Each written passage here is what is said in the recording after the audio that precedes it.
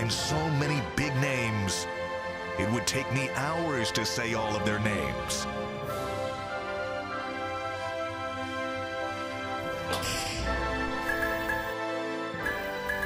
The ultimate Cleveland sports show. Booyah! Hey! Hello! Hey, happy hump day, everybody. We're halfway home. We are halfway home. Tyvis is in the building, and we're glad because later in the program, he's going to show us what busted coverage looks like. Wow. We all know now. Wow. Listen, hold on. Before, let me clear the air because everybody's been tweeting at me. They've been coming at me You on said social you were media. 1,000% certain it was cleaned up. What I said was this. Pull the tape, Mikey. Pull the tape. Beautiful bean footage. What I said was the secondary, meaning corners and safeties, was going to be on the same page. That did happen. This I busted one was. think that's revisionist history. This What he busted told one me was linebackers. The lack of communication in the busted coverage was Listen. going to be. Oh, look at that! I put these on for G today. Hey man, you say Steve, stop co-signing that. Here, I just had them on. These ain't nothing. These is lightweight. These light. This is something. These is what my version of my walkers are. You know, I'm just in the store with these. Expensive Walmart Markers. Yeah, but hold on. You couldn't even see. Steve be getting bad angles on my joints. There we go. That's light. He known to get What'd you tired. drop for those? Raging What Bull. are we talking about for those right there? Oh no, this is. That's your speed, huh? Yeah, that's like 130 or You can something. get behind them. $130. Yeah. How about you? What'd you drop for those? Oh, these are like 275. 225, something like that. If of course you win, you got the better deal. But Please, you don't like these? But those. I love them. They're nice. Raging But Bull those, fives, the man. Raging Bulls, if you tried to get, no, that's not for you. It's not for you. It's only, you should get a pair of Raging Bulls. That would be Yeah, but- appropriate. Hey, that does fit him, That- doesn't it? yeah. But we should look into it. The bigger Brooks, baby, Brooks. You know what? Christmas need to get editions. him a I'm coming here deal with with some. I know. I love the Brooks. you got to promote. Y'all don't be promoting. At my nephew's bar mitzvah this weekend, that's why today's my last day, I'm not even wearing shoes like he's supposed to be wearing. I'm wearing a sports coat and a tie and all that nonsense. But I bought a pair of black Brooks that kind of look shoe-ish, but they're sneakers. Can you give I me think I've one- seen those. For your final take, Yeah. I need you to give us and educate the brothers in Yeah. the world about the etiquette of a bar mitzvah. Can you do that for us? I can do that. What do you Feel- wear? Now, this is I actually would like to know that, actually. the holiday. Like today is the high holiday, right? No. Oh, yes. Today is. Yeah. Wait, you don't know that? I know and I forgot. You're right. I'm fasting today. I'm not good with my. You are? Yeah, You Really? fasted? true story. You're not supposed to work then, Mikey. Yo, I don't have that much PTO, but I can. Yeah. First of all, I didn't know that you were Jewish. I don't think that's ever come up. My mom's Jewish, my dad's Christian. I was kind of a mix, but Right. my sister decided to do it this year, so I said, all right, I'll This do is it with you. fascinating. Understand. Did you guys have a Understand. Christmas tree? We had a Christmas tree, we did Hanukkah. So you know, do did- both? Yeah, I'm not very religious. I've Yeah. never done this before in my life. This is just my sister said, I Typically, wanna that's try what it. you find when people of a certain faith marry outside of their faith.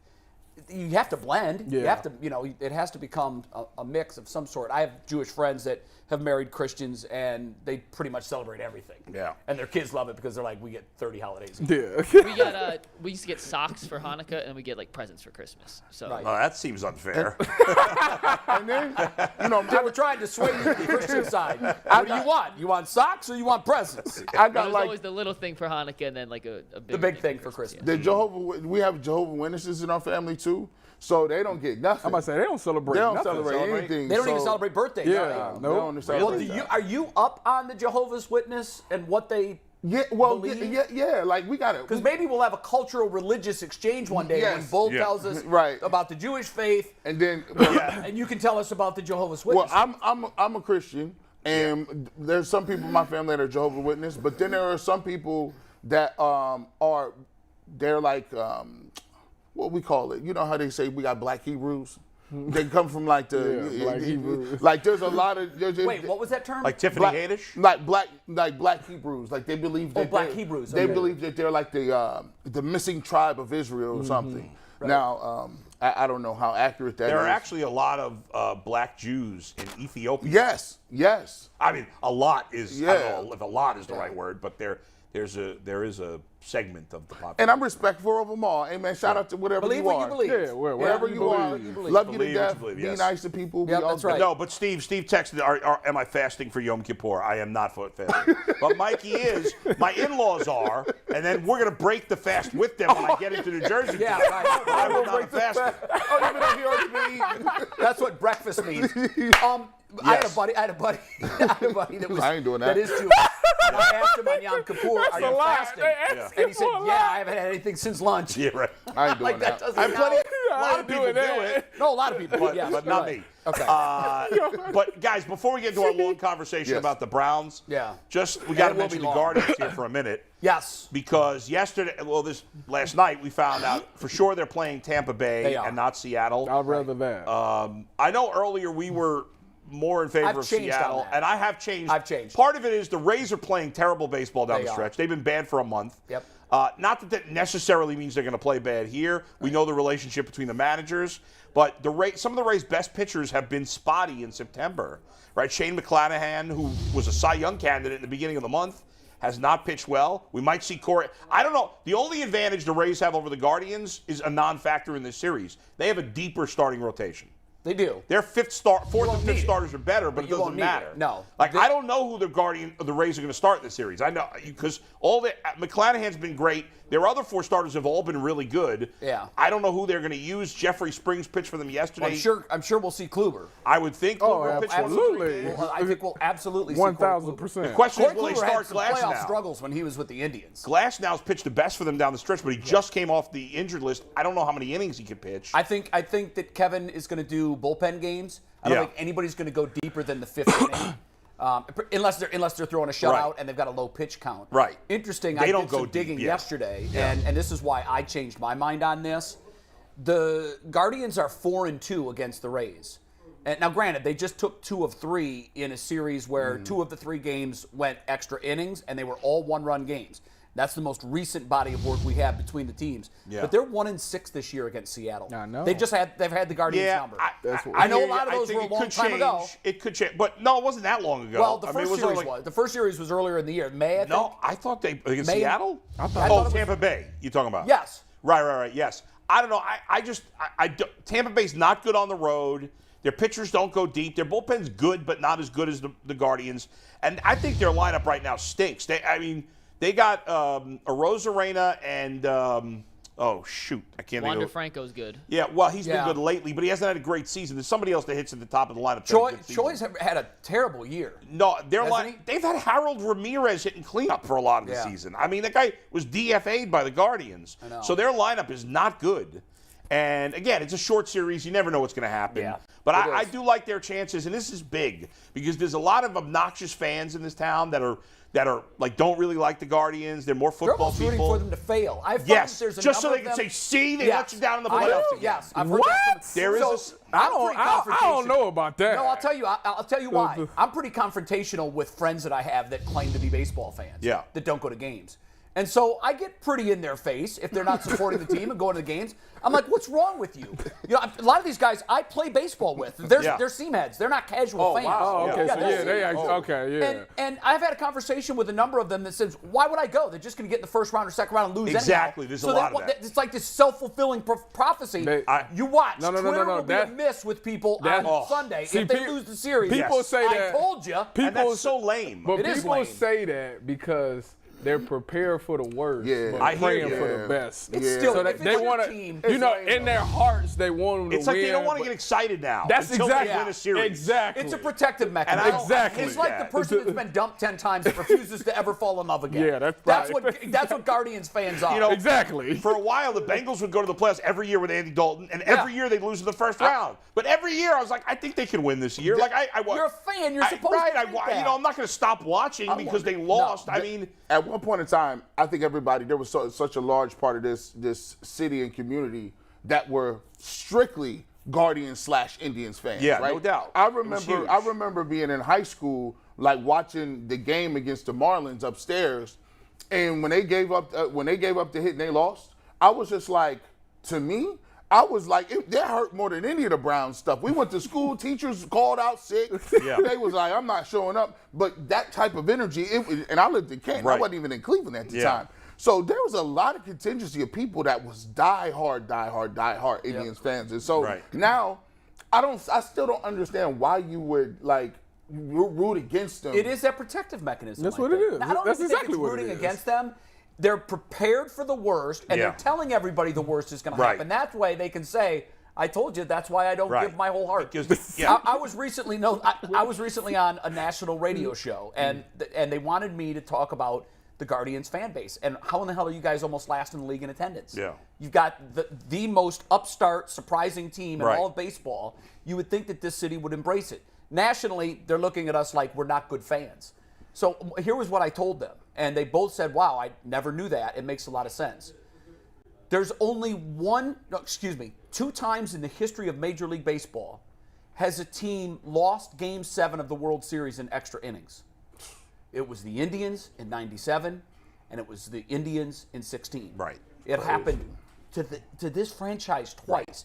And I think what happens when you get so close to the altar and your companion sprints for the door, you're left with a scarred heart. And I think that's what our fan base is. And tack on the 8 straight losses, since going up 2-0 on the Yankees in 17, 11 of 13 losses overall since going up 3-1 in the World Series. Right. Tack on the name change and the payroll stuff, and there's a lot of naysayers. That's why I think it's really important. This is a new team than those teams. And you don't bring history into a playoff series. Right. With you. You worry the about that media other stuff the at the media end of will the talk year. about it, but Yeah. this team, this group, has never played a playoff game That's together. right. Except- so they have yeah. no history. That's true. Now, we've had guys that were on the roster but the not last many. time they made the playoffs. Just a handful. No. Bieber and Ramirez come to mind. Yeah, that's it. Other than that, I don't know even who. Brian Shaw's gone. He got DFA'd last week. Yes. So By the way, last thing, Mikey, before we move on, can you just put up that graphic for Jose? I think we should mention that real quick, the one you had up there. Yeah, give me because one this is second. an Hold that amazing statistic.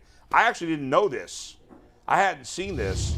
Look at this, guys. Jose Ramirez, the first and only player in Cleveland franchise history to achieve all below milestones in the single season. 120 ribbies, 25 homers, 40 doubles, and 20 steals. And the first player to do it since Sean Green, who ironically enough is Jewish, which is what we started the show with in 1999. we're full circle now. Yeah, full Look at circle that. in 99. He I had, like you tied that up like that. double that knocked in 2 last night. Yep. Put him over 124 or whatever RBI. Yeah, right. And I had forgotten that Manny Ramirez had a season Yo, with that's 165 absurd. RBI. I told you. That's absurd. ridiculous. I mean, that's more than one a game. That's Yeah. And ridiculous. it's just insane to think that you could have that many runs knocked in by one player. I feel Manny Ramirez in his prime was he was a borderline top 10 dude.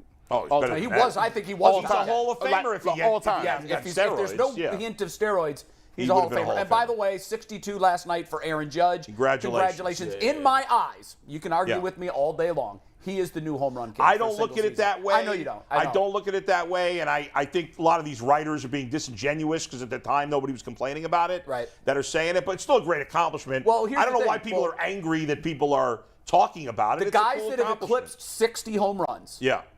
all had steroid passes. Every one of them. Bonds, McGuire, Sosa. They all had Right. steroid passes. McGuire. So for me, I Alleged- don't know it's that Aaron alleged. Judge is clean until I'm presented with some kind of evidence that Yeah. says he's not. In my mind, Yeah. he is the new single I season hear. home I still run think king. they hit the home runs. They hit the home runs. Yeah. Mark I just don't McGuire think they did alleged them. and it was alleged. Oh, it's all not alleged. No, Mark McGuire was not alleged. Mark Alleged. McGuire was a cheater. Listen. All All right. right, let's dive in. So first of all, Leroy Hoard, Robert Smith, true or false, coming up on today's show. Browns defense versus Chargers offense. That's going to be our big discussion today. Some numbers as we dive off. The Browns defense, scoring, they're 12th. Rushing, they're 17th. Passing, they're 13th. This is as mediocre as a defense can be. But when you look at the Chargers, this is one of the most odd ranks I've ever seen for an offense. They are number 1 in passing. They are dead last in rushing. I mean, you talk about teams trying to find a balance. This team, there's no balance. We're going to throw it. We're going to throw it from the first quarter to the last gun. We're going to throw it to many receivers and all over the field. Their scoring offense is 12th.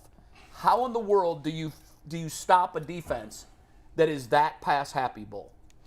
Well, it's obviously tough, but here's the interesting thing. We're going to need the Browns secondary to have a great game, and they're capable of it. And I thought they played their best game of the year this past game when the team needed them because the front was terrible, right? The front played with no guts and no heart, and they got manhandled. We talked But it about was it against before the Marcus show. Mariota. Right, sure. And they stopped passing in the second half. Absolutely, no doubt. But can we bring up this stat? Because this is eye-opening. The tweet I asked you guys to put up there. Yeah, give me 1 second. Okay, so my man Cleve TA, who's an analytics guru in this town, he has this stat about EPA, which is expected point. So it's very complicated. I'm not going to go into the details of it, but it's an analytic how to break down how good any player is or any defense is. And basically, since the start of last year, the Browns have been elite to borderline elite to elite as a pass defense in quarters 1 through 3. And they've been hideous in the fourth quarter. This is not new just for this season, which it's obvious we've noticed it this year. Yeah. But this was even last year. Look at that. Against the pass, essentially, the Browns defense was 9th best last year against the pass in the first 3 quarters and 26th in the fourth quarter. This year, 6th in the first 3 quarters, 27th. Wow. That is a massive difference. EPA is expected point efficiency. So, in other words, the amount of points you should score based on where you are on the field and the amount of points the team ends up scoring. Do we have any theories as to why? I'll tell you exactly why. Tell us why. It's just you guys are baseball gurus. You know, you got a pitcher. He done been through the lineup how many times, right? Right. When you get to the third or fourth time, guess what? We done all seen what Batting you had. average against goes way up. We done seen what you got right now. And guess what? That's the same thing in football. First 3 quarters, you got half the first quarter scripted. So you get into, okay, well, let's see what we do in the second quarter. You go into halftime, you make your adjustments. Every coach will tell you, when you run gassers, when you run sprints, Tyvis, what they do. They even do this. Throw them fourth quarters up. It's 4. 4 is time. It's money time. It's winning time. Intestinal fortitude. All that good stuff. They done seen everything the Browns had. You know what the fourth quarter is? Fourth quarter is you locked in? Is you able to get past the mental stuff? You're tired? Can you still be in your gap? And your coach now can't coach off tendencies. The tendencies are gone. We done seen what you do. Now it's about who can give you something, 1 or 2 plays that you didn't know about. It's a knife fight in the fourth quarter. It's a gunfight in the first quarter. It's real intimate. You know what I'm running. I know what you're running. Who can make an adjustment? Who going to make a play? You buy that, Tyvis? That's it. That's literally what I was telling Bull before we got on the show.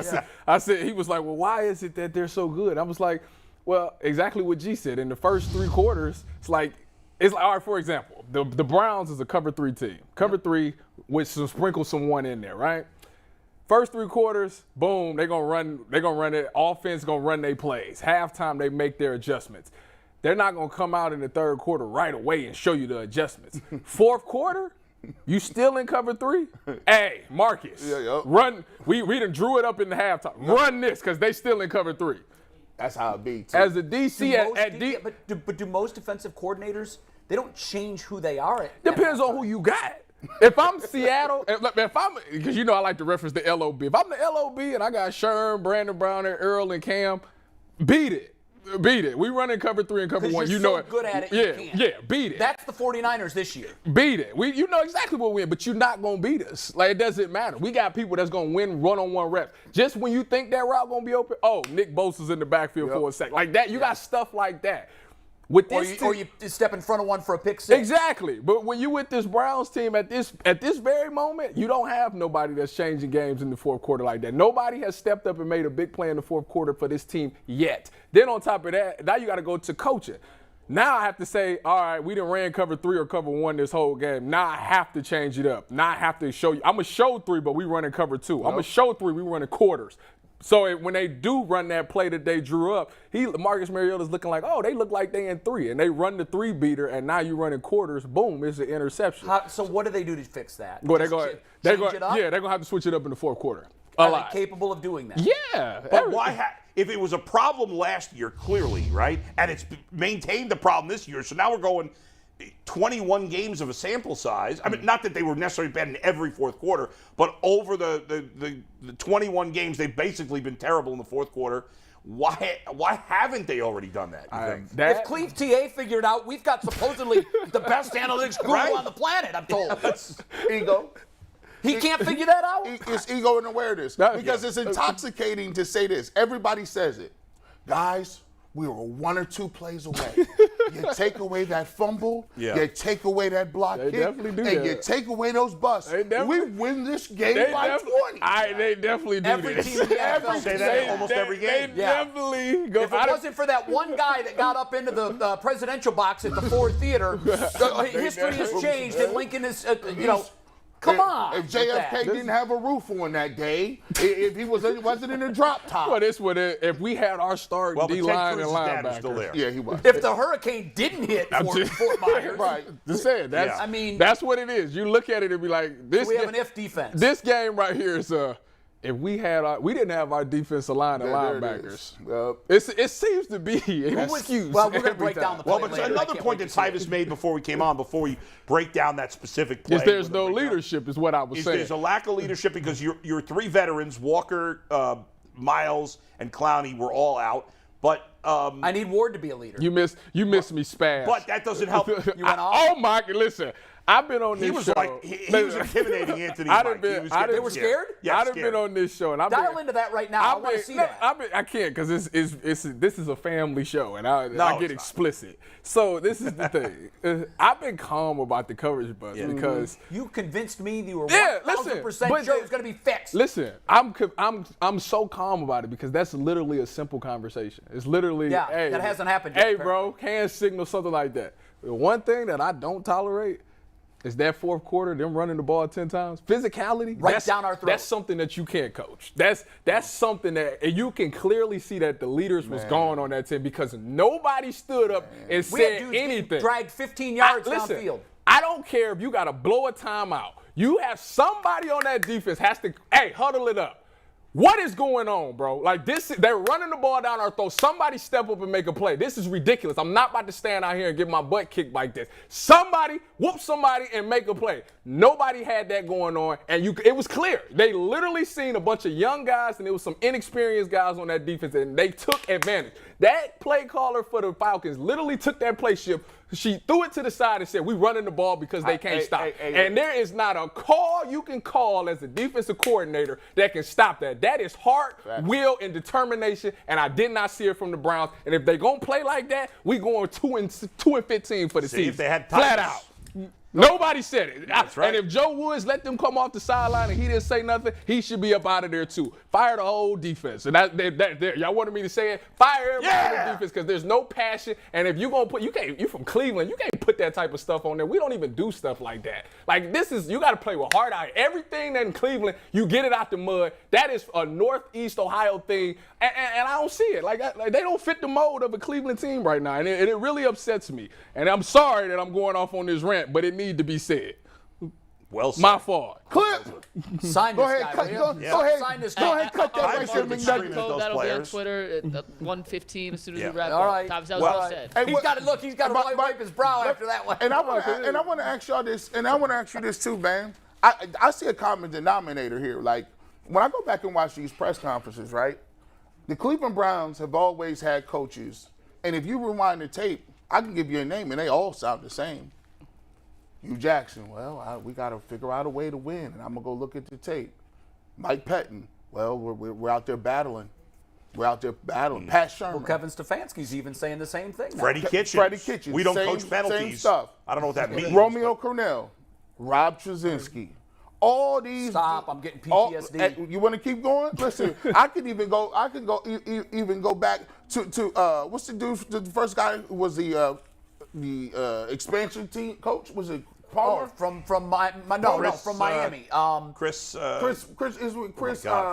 We've all forgotten his name. How about that? We've forgotten. And if you look at say Palmer too, Mangini but was a hard ass, and he didn't do anything. No. Mangini sat up there and was the worst. Well, guys, I find people for water bottles, and I don't know if I have any talent because I just, our guys are in the positions. When are you going to get somebody? I need me somebody that's going to be like this. And this is it. Here's where the rubber meet the road. My coaches and the coaches I grew up with, Tom McDaniels, all these guys, right? They'll say, look, you miss an assignment, you might not never play no more. And this is in practice or scrimmages. It ain't like you can bust and then come back and say, we got to just do it. We'll get it done next time. Then you come back the next week and bust and do it. Well, at the end of the day, Chris Palmer. Chris Palmer. When is he going to say to them, hey, I might need to put some of these backups in because my guys ain't doing what I need to do to prove a point? Here's what gets scary. We're going to break down the play. We've got our human easel who's coming out onto the set. Earl is going to hold the chalkboard. It's the big one. The whiteboard. Oh, you need the big one? That's what Mike told me. It don't matter. You can use the second biggest one. Okay, for yeah. Before we start that, I went and looked. So, as you know, the defense is broken up into 9 quadrants when it comes to the passing game in terms of stats. I wanted to see where, like, when you're trying to figure out how you're going to attack this guy. So, where's his weakness? We want to force him to do what? He registers hot in all 9 of the quadrants. We're on fire. That's like in baseball they break the strike zone down into 9 quadrants, and then the blues are the cold zones, the reds are the hot zones. I looked at his chart and everything was fire. He throws the ball deep, outside the hashes, down the middle, in the middle of the defense. He's hot, and a short hot, and he spreads it around to every pass catcher on the roster will catch a ball on Sunday. Well, that's what he does. If the Browns are going to win, it's going to have to be a high-scoring game. Somewhat. Last year and they're going to have to run clock with the running game. And as I said yesterday, the Chargers' run defense is hideous. All of that being said, somehow the Chargers' scoring offense is only 12th. They're only averaging 23 points a game. I know that they had a terrible game against Jacksonville. They had a bad game against Jacksonville. He was hurt. Yeah. So Herbert was hurt. So. Yeah. And they have played the Chiefs on the road and some other teams. Yeah. They played a decent schedule. I just hope they can keep them to 20. If they keep them to 23 Sunday, I think the Browns can win the game. All right, Tyvis, break it down. What play? Now this is the 43-yard busted coverage in the fourth quarter. Yeah. And this, Tyvis, tell the folks how we know that this was called correctly or coached correctly. Because of a play earlier where JOK got the same play right? Mm-hmm. Hold on, give me 2 seconds. Here we go. All right. So what you got is you got play action, and it was literally just a 2-man route. All right. So this right here, everybody, they're in cover 3. So the communication that should have took place that I know for a fact didn't take place is that when you're as this reduced formation comes, the 2 people that see it first is the corner. So what they should do is they should alert these 2 linebackers. The Will and the Mike will be the hook players. This is a buzz player. That's a buzz player. The Will and the Mike is your hook players. So what he should tell him is... Can you go back and explain to them what a buzz player is? A buzz player is a guy who's got his responsibility is 8 to 10 yards to and through the numbers. If the quarterback's looking his way, he pushes through the numbers. So he's buzzing out here. This guy's buzzing out here. Basically, they have anything that's in the flats. Got you. These 2 is hook players. Got you. So on this play right here, this corner, this the communication. This is that advanced communication right here. You would say, if I'm playing off, teams run reduced formations to get the corners to play off because we press a lot. So if in a reduce, you can't press a reduced split. So this corner should have told the Mike, hey, reduce split, alert the over route. So that means that if he runs this deep over route, he'll know to pick it up. This corner can drop it. He should have told his Will, hey, reduce split, alert the over route. Same thing on that side. So when this happened, they ran play action. So these linebackers respectfully had to come up for the run, right? So once they realized that it was passed, they do what we call a O drop because they have to. You go run like, oh, and you go, oh, shh, and you got to run and get back to your zone. JOK completely was all the way down here. And so he ain't got nothing to do with it. This play right here was supposed to be on him. The reason that this guy didn't make the play is what DeQuail keeps telling us. It's like these guys don't pay attention to zone. They're not matching their routes in zone. So he gets back, which his responsibility is 10 to 12 yards, 1 yard outside the hash. He does that, but the problem is he never takes his eyes off the quarterback. He should have ran and looked for this route. And that was Jacob Phillips, right? Yeah, it was Jacob Phillips. If he would have ran and looked for this route, he'd have ran right up under. He was just lost but on he the play. Literally, he ran up like this and started backpedaling and never looked to see this route coming behind him. But like I say, if he start with some pre-snap communications, this corner could have alerted him. We were aware for the over route. I think Jacob Phillips would have been like, as I'm like, oh shoot, I would look and see if this over is coming. So that there was a lot of space there, though. Yeah, it was. He literally got all the way over here. But he literally, he was right here and he passed it. By the time he took off, he had just been standing there for a while. Like, he was looking at the quarterback, but like, JOK was actually going at, like, he thought it was a run and he was going. Yeah, he was out of there. But Jacob Phillips was just kind of standing there for a while. I don't know what he was doing. Well, now another way you could correct it real quick is the advanced settings, and I don't want to take too much time because I know we got Leroy, is that if this becomes a problem where your linebackers can't handle it, you can always pass it to this. So instead of him going to the post to double, he can cut it and he can go double he can double the post with him. So now you got two corners on this post. You got a free safety coming down and cut that. That's another way you could do it because this is an over route. So you would alert the over, boom, you drop it, and you go to the post. And Tyvis, as you know, that's advanced though. As you know, these deep over routes is so prevalent today. This is the cover 3 beater. That's it. For a cover 3 team, you're literally getting that. Or you getting that because these linebackers get so locked in on the run that this goes right over. They're literally the only people that can make the play. Tyvis, were they locked in on the run so much because this the Falcons had done? This was the fourth quarter. They've been running the ball all game. Basically, they cheated. They snuck up too far. Yep. And that's how you can beat a team with the pass after you've established the Browns do it all the time.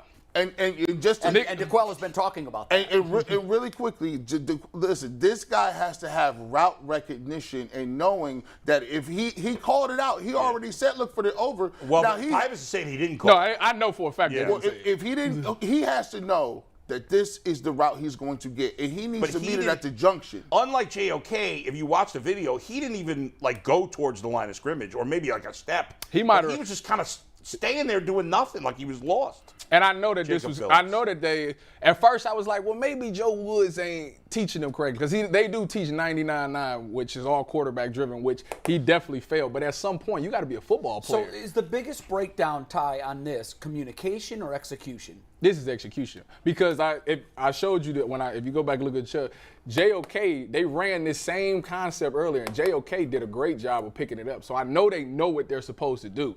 I think that I don't know what he was doing. Like, he literally just got locked in here and he didn't recognize the route. At some point you gotta turn around and see what's behind you. And Herbert's got to be salivating over this. Oh, probably. Right? But that's why I said to answer our question, we got to run man probably 70 snaps because we can't. Our guys will be exhausted. We're not good at zone. Thanks, but the Browns have the corners that they should be able to do it in theory. Yeah, but it's a hard ass asking somebody to play man 70 snaps. Yeah, I mean, especially in a 7-on-7 game. Let's go. Suck it up. Come on. They don't have a choice because we can't handle zone. Especially when they're going to throw the ball 40 times. And you see why I always tell people defensive tackles defensive line is important because if you can stop the run and get after the quarterback with the front four, your Mike backers don't have to be all up in the line of scrimmage. And then on that particular play right there that I just drew up, if you go back and watch it, our DN kind of blew it because he goes inside and Mariota's like, oh, yeah. He goes outside, has all the time in the world to throw the ball. If your DN keeps contained and keeps Mariota in the pocket, somebody might win and make a sack. But Leroy, what do you make of all this? Leroy Hoard joining us on the Cleveland Sports Show. Here's the simple explanation to all that. This Browns team is built on a couple of things. Running the football, getting after the quarterback. When you don't get after the quarterback, you expose yourself to exactly what Tyvis just showed you on that board. Now, for the most part, the rush and creative ways they put pressure on the quarterback has always taken that time and shrunk it to the point where he don't have time to watch that guy go all the way across the field. And now you asking a quarterback to make an anticipated throw in hopes that his guy is going to be in the right spot. So with all those things going on the football field, the thing that Tyvis didn't mention was that route takes about 5 seconds to run.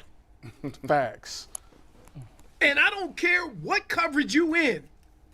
If you let any type of talent running your secondary for 5 seconds, you're going to get beat. So we tend to look at the results without looking at the actual facts of what's going on or what has been happening. For example, let's just look at this.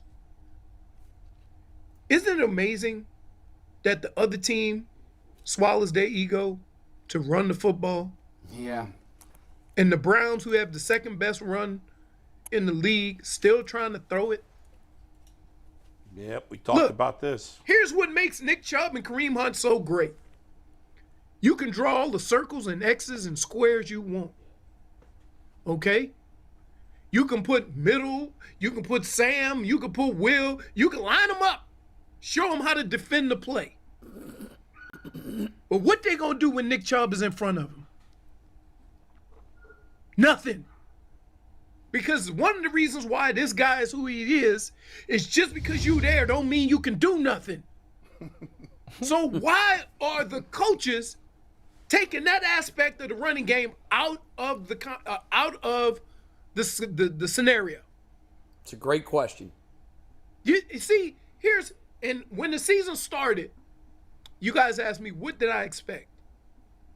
I say, I expect a bunch of slugfests. I expect a lot of running of the football. And I expect that teams, in order to stop the Cleveland Browns, are going to have to commit so many guys to the run that it's going to create space and room for Jacoby Brissett to throw the ball.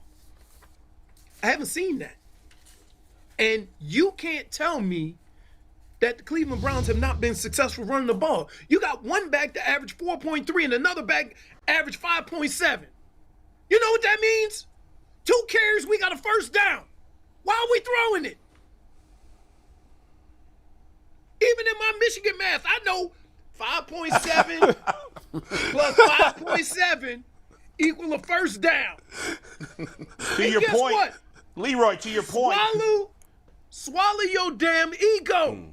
Win the football game. Who cares if it's ugly? We got teams that have powerful offenses winning games 13-10.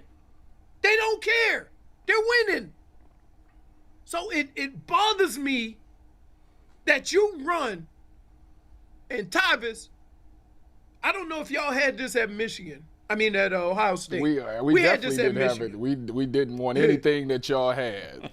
Offensively, you had a board of things you had to do to win a football game.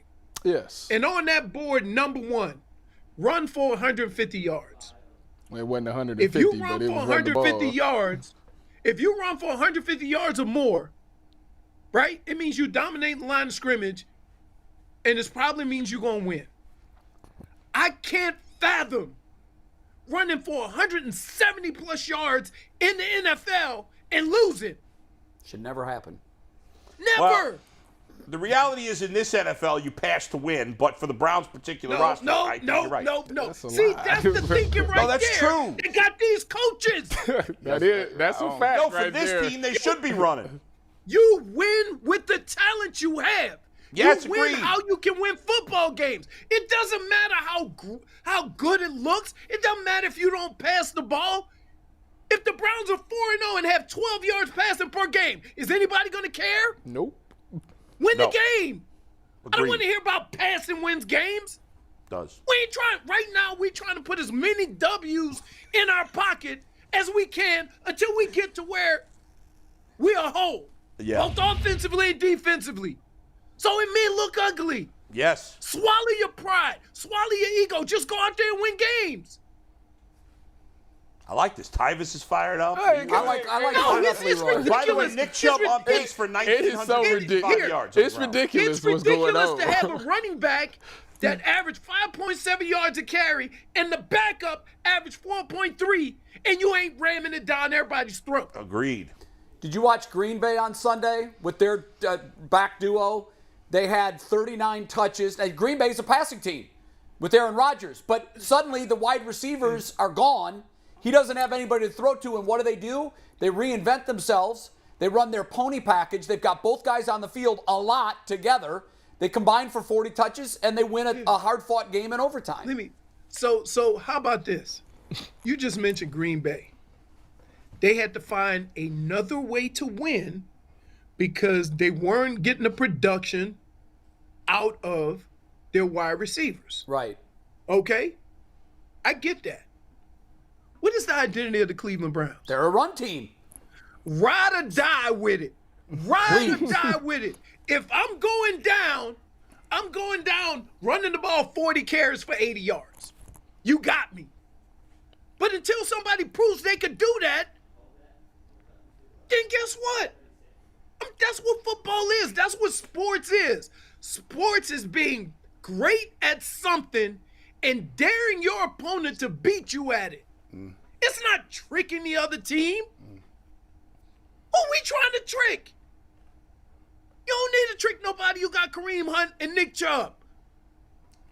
It's all fair. You know what, Leroy? It sucks that you can't even lose a damn game with your best foot forward.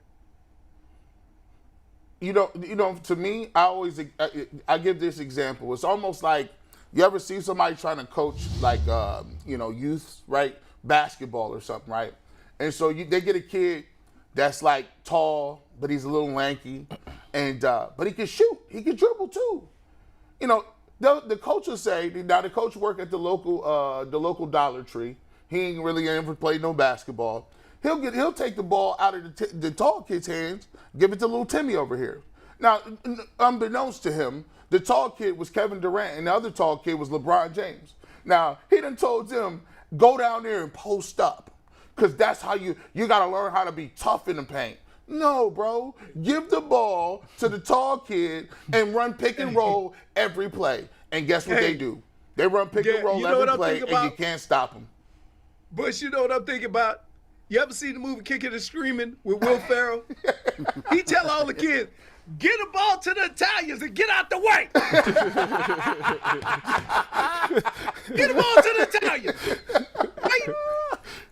That's what he say. Where the Cleveland Browns Italians is Nick Chubb and Kareem Hunt. Right? Right. It's not, guys. It ain't hard. Every year we've walked into a locker room. The coach and the organization say, leave your ego at the door. This a team thing.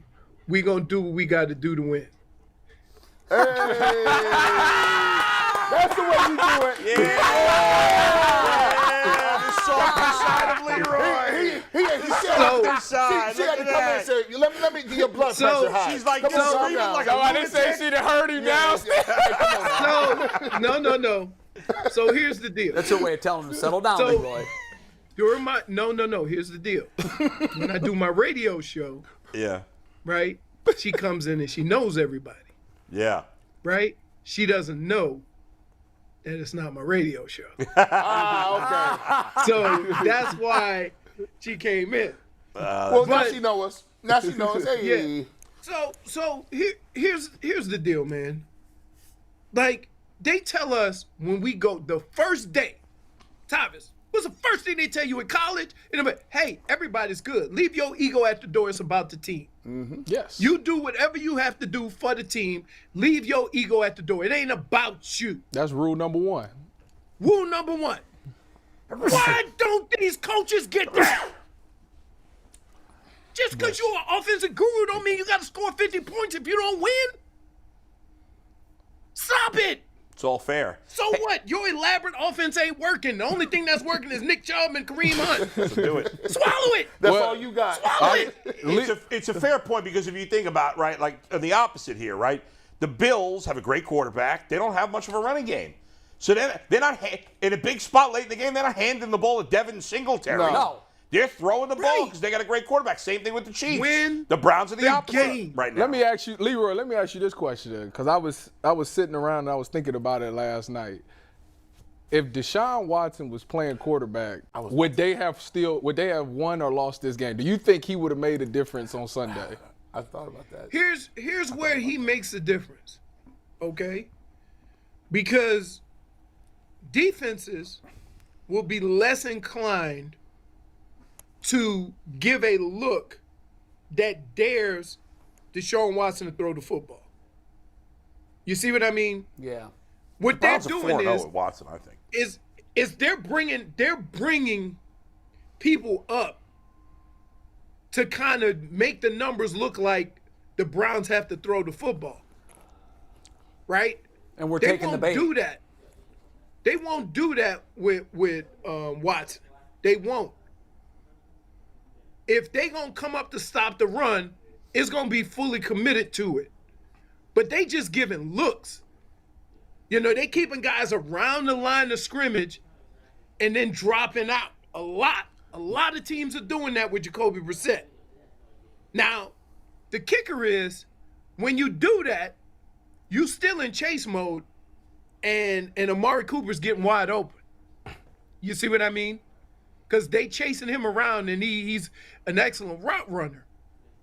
But I don't know, Leroy. From a defensive standpoint, I think even if D. Watt was there, they still would have lost because the defense was just not physical, and if they controlled the whole fourth quarter. I'm gonna give you the offensive. I'm not into no shootouts. I'm gonna give you the offensive perspective on this, and this is why I'm so just discouraged about what's going on. You should see how I feel defensively. If I give Nick Chubb and Kareem Hunt 3 more carries each, they win. What does that do to the clock? They win. They win the game probably. So if I take points when points are available, and then I get the ball back and go Kareem Hunt and Nick Chubb, what does that do to the football game? See, when I say playing to your strengths, the decisions that you make throughout the game lead me to believe whether you are playing to your strengths or not. Because usually a team that runs the football and controls the clock take all points. Yep. And you let it play out at the end. So I don't understand. We just saw it just now with Baltimore. When have you ever see a coach pass on the lead? Yeah, that's You know the what? NFL today. I don't Everybody want a wants 3-point lead. I want a 7-point lead, and you end up with a no-point lead. And a loss. Right. So when you have important pieces on your team out, you have to go more reserved. You have to stick to what you're good at and what you're great at, and you want that portion of your team to lead you to victory.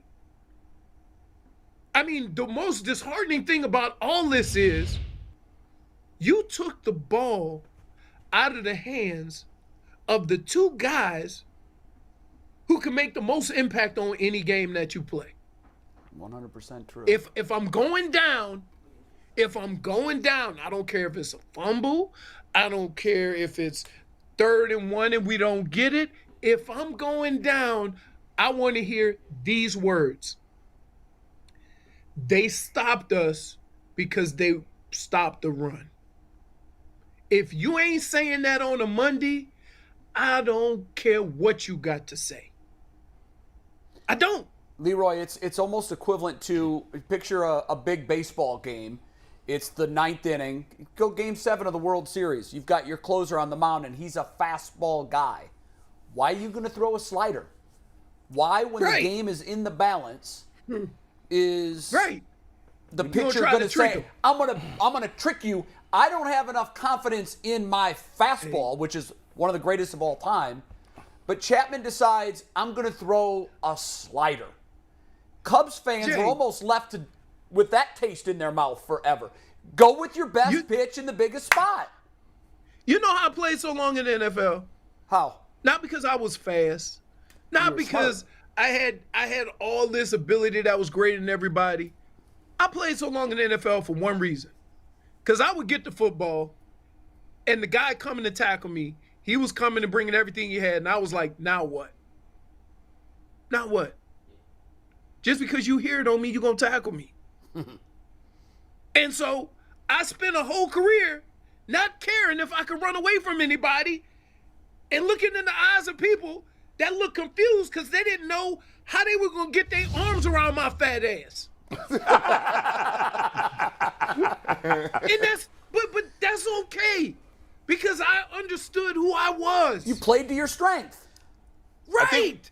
I think what Leroy's saying is I've missed my calling as a running back. You be dominant. I got a big fat ass for you, Leroy. No, Leroy, you're absolutely right.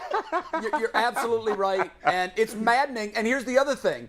Other defenses hate it when they look out on the field and see Chubb and Hunt out there together. Yes. So we so we don't do that. Hey, you know what Atlanta did in that fourth quarter running the football? You know who were the maddest people on the field? Chubb and Hunt. Yes. Because they looking down the sideline going, why the hell we ain't doing this? And nobody, I know Big Chubb ain't gonna say nothing. And nobody ever heard of the Atlanta guys. They ain't gonna say nothing. No, but you can feel it. They'll never do If that. the fans are feeling it, they're feeling it. And by the way, Leroy, they did it with the second and third string running back. One of the guys was on the practice squad until Wednesday of last week. Right. I would just like I would like to ask, and I always, because the one thing I'll say when Bill Belichick was a coach, if I ever had a question about what we were doing, as long as I went about it the right way, he would explain what everybody was thinking. And I appreciated that. Because even if I didn't agree with it, I get an idea of what the coaching staff is thinking in those moments, right? And then I could say, hey, man, that's not who we are. I get it. And I would like to know, offensively and defensively, just what they were thinking, during those moments. You see what I'm saying? Because without your pass rush, as Tyvis pointed out, you shouldn't have been in cover 3. Should have been in 2. Right? You just shouldn't have been in cover 3 because that's all predicated on getting to the quarterback so he don't have time to hit that cover 3 killer, that deep over. But if you don't have a pass rush, then all that stuff comes open. It puts a whole lot of pressure on your safety because when the safety here's what happens. When the safety see the linebacker not getting under that crossing route, then he go chase the crossing route, and then that guy hits the post over top. So, yeah, I would just like to know, hey, what were you guys thinking here? Where were we here? Because you do have a lot of missing pieces, and they're not just average pieces. You're talking about pieces that make a difference in a football game as far as Jadeveon Clowney and Myles Garrett. You take them out of the equation and let Marcus Mariota pat the ball for 5+ seconds in the offensive backfield. What you think is going to happen? Leroy, let me drill down on that, what you just said. And I want to ask you a question. Do you think Joe Woods and Kevin Stefanski are cognizant of the things you're saying? Or is it they are aware of it, but they don't acknowledge it and pivot? Which is it? Are they oblivious to it? Do they know that they should be making these sort of adjustments? Here, they all these coaches have plans in certain situations. Mm-hmm. And the cool thing about it, Tyvis will tell you, you play enough football in the same system, you know what's coming. Mm-hmm. You don't have to look to the sideline because you can take the down, the distance, and the situation, and you know what defense, what offensive play you're going to run. So everybody's on the same page. The only way you can screw that up is do something different. Try to trick them. Because you're not only tricking them, you're tricking us. So I do believe that they have a plan. But here's where plans go to hell. Plans go to hell when something else is working and you don't have the cojones to stick with that. You still go to your plan because you think you're a superior coach. And I'll give you a perfect example. You can say what you want about Bill Belichick, right? But in them last 2 games, Bill Belichick would have ran it 50 times. And if you don't believe me, go see what he did. Was it last year against Buffalo? Against Buffalo. It was windy. 4 Threw passes? 3 passes. 3 passes? 2 or 3, yeah. No, 2 or 3. 50-mile-an-hour wind. Yeah, that was a weird. By the way, With Jay, that's my point. You got to Adapt win to the game. situation. Yeah. Right. Adapt to the situation. by the Right. way, So when they get to 150 yards, I'm thinking, this is over. right. Because they going to kill him. And then I see Jacoby Brissett dropping back for a damn pass. I'm like, what? What are we doing? You ain't fooling nobody.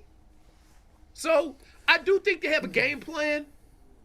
I do think that sometimes it takes, because when you go through preparation, these coaches go through a lot more preparation than we do, getting game plans for this. And most coaches are reluctant to just change after a series or something like that. I get all that. But you also have to be aware of what it's going to take to win the game. And I think at that moment, as things were going, you have to continue to run the football. You have to get all points possible. And then you play that game. You stretch that game out because guess what? Let's be clear.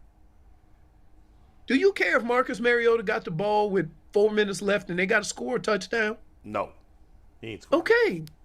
Okay.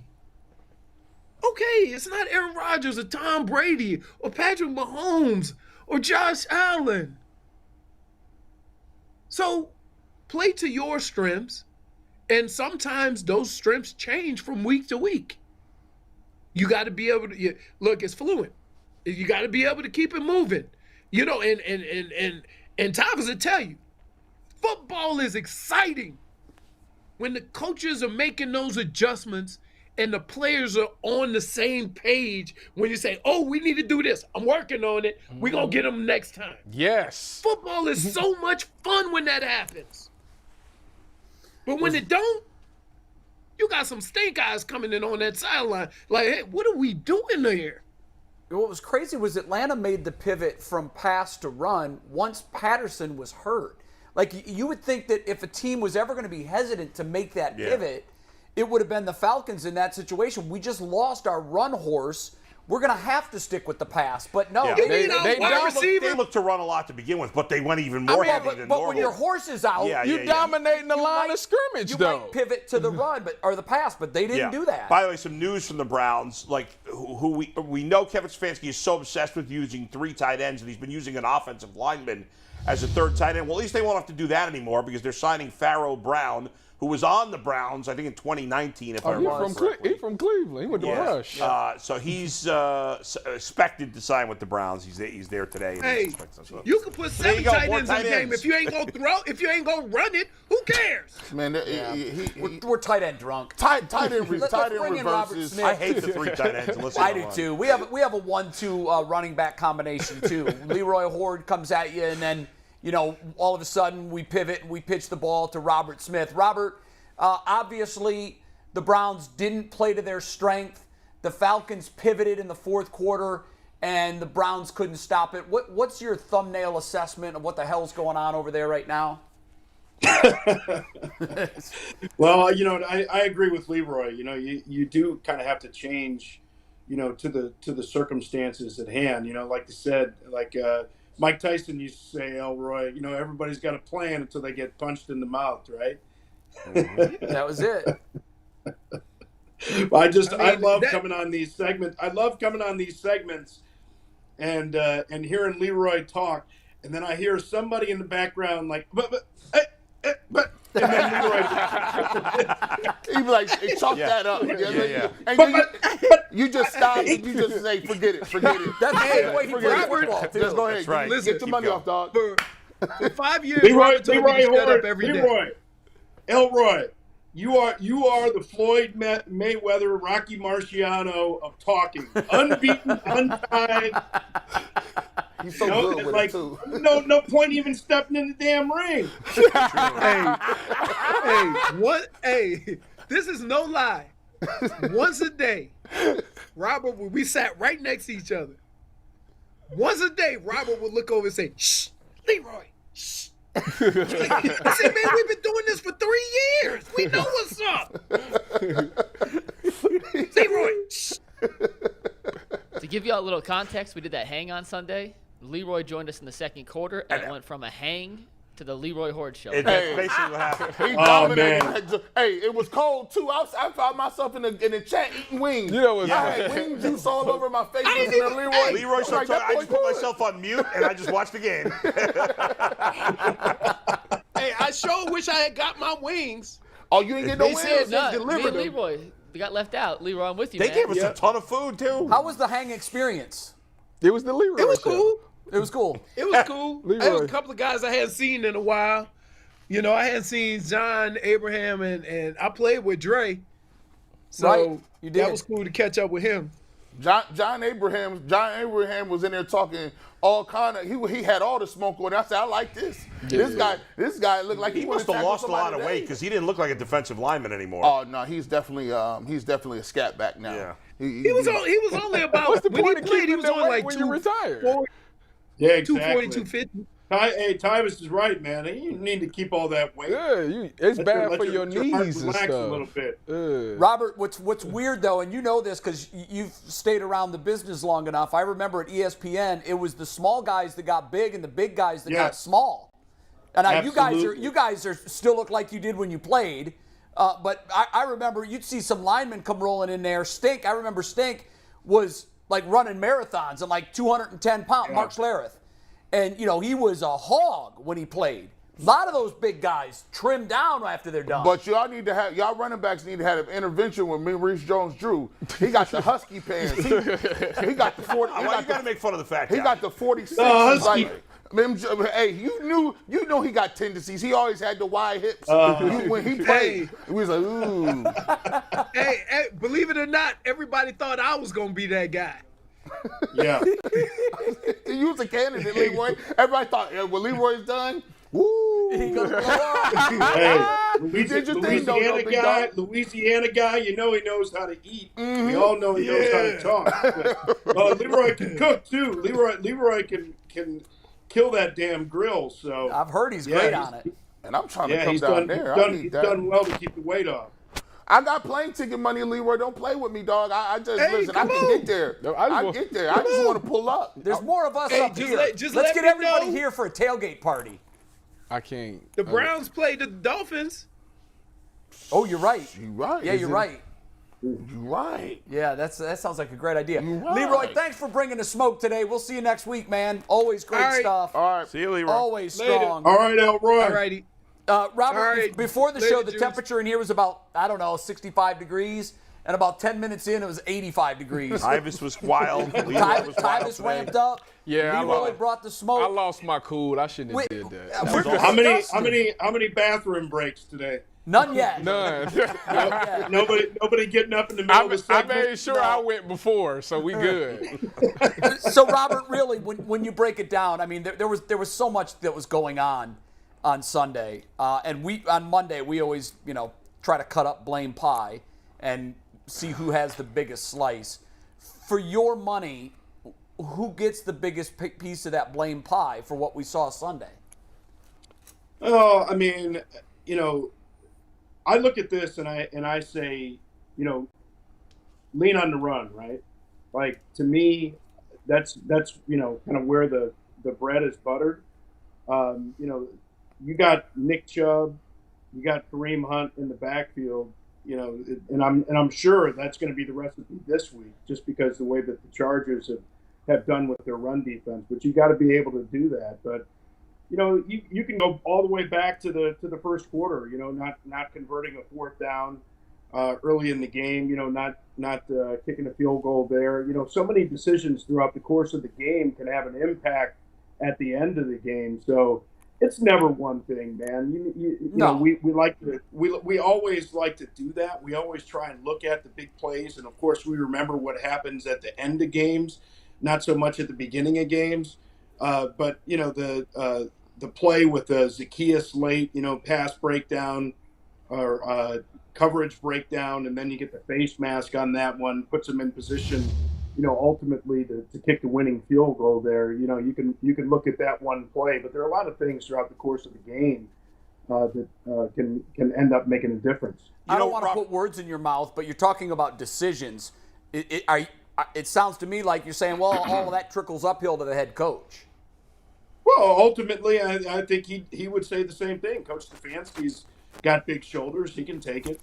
And again, once you get into a game, the plans tend to change. But you can only come up with schemes, right? You can try and tell players what to do and where they're supposed to be, but that coverage. How do you have a coverage breakdown like that? How do you lose a guy late in a game? Situations like that, you could say it's Coach Stefanski and ultimately the defensive staff, but it's just the way that football goes sometimes. Guys got to suit up and make plays. Whatever's called, get your responsibilities and understand situations in a game. Robert, obviously the Browns are hamstrung here by a lot of injuries up front.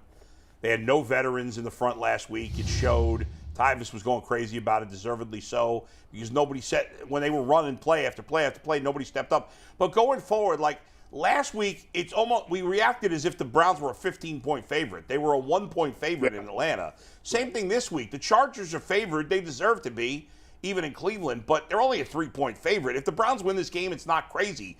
I know the Chargers are a good team, but I think they're pretty one-dimensional. Eckler's a good player, but they use him more as a pass catcher than they do as a straight runner. I don't know if Keenan Allen's going to play this game, and they can't stop the run at all against mediocre backs. So I think the Browns can stay in this game. I think they can win this game. I don't think it's crazy to think that. It's a week-to-week league, right? No, it is certainly a week-to-week league, and you get that run game going at home.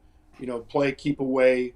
And as you said, having Keenan Allen potentially out in this game, the key here is, can your linebackers cover Eckler coming out of the backfield? He's certainly, a dangerous pass catcher. So I don't think it's crazy at all. Now I don't know the status. You guys probably do of Clowney and Garrett. I know that they're both listed as questionable, but it certainly would help to have those guys back, or at least one of them, right? Right. We should get more word on it today. I mean, my thought is that I can't imagine Myles Garrett's going to play. I can't either. I mean, there was a report over the weekend that he could miss 2 to 4 games, according to Adam Schefter. So that's not good. Did they actually list it? Okay, so the shoulder sprain. I didn't see what the actual injuries were from the accident, but it'd be nice to have him back, but just wish him the best in his recovery.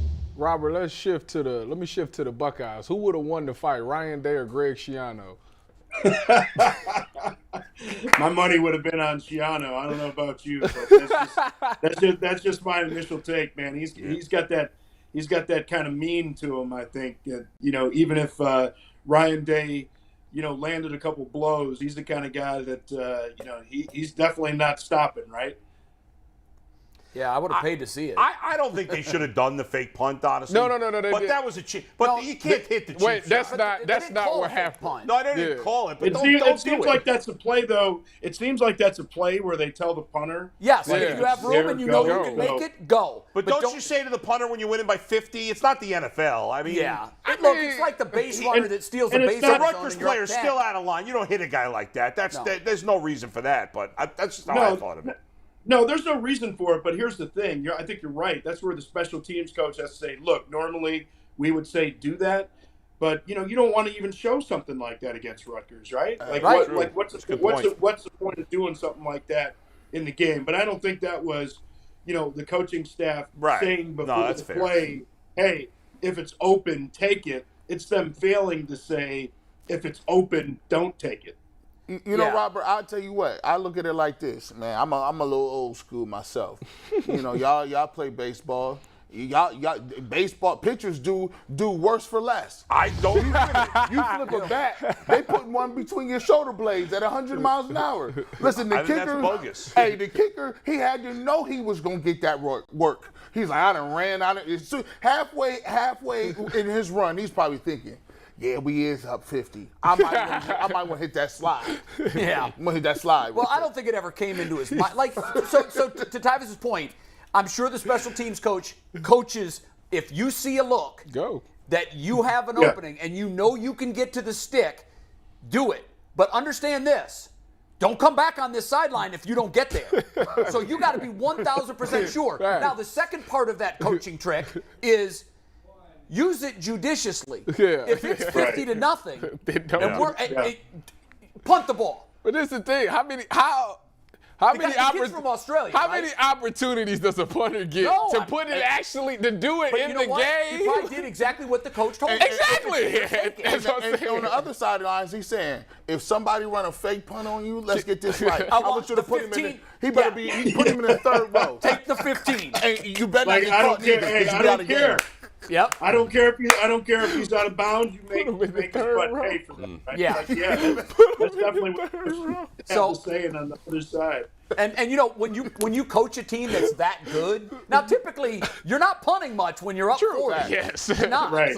But in this instance, this kid he's from Australia. Yeah. He didn't grow up watching this. He doesn't know the unwritten rules of the game. It's just like the kid that's new to baseball that swipes a bag when it's 10-1.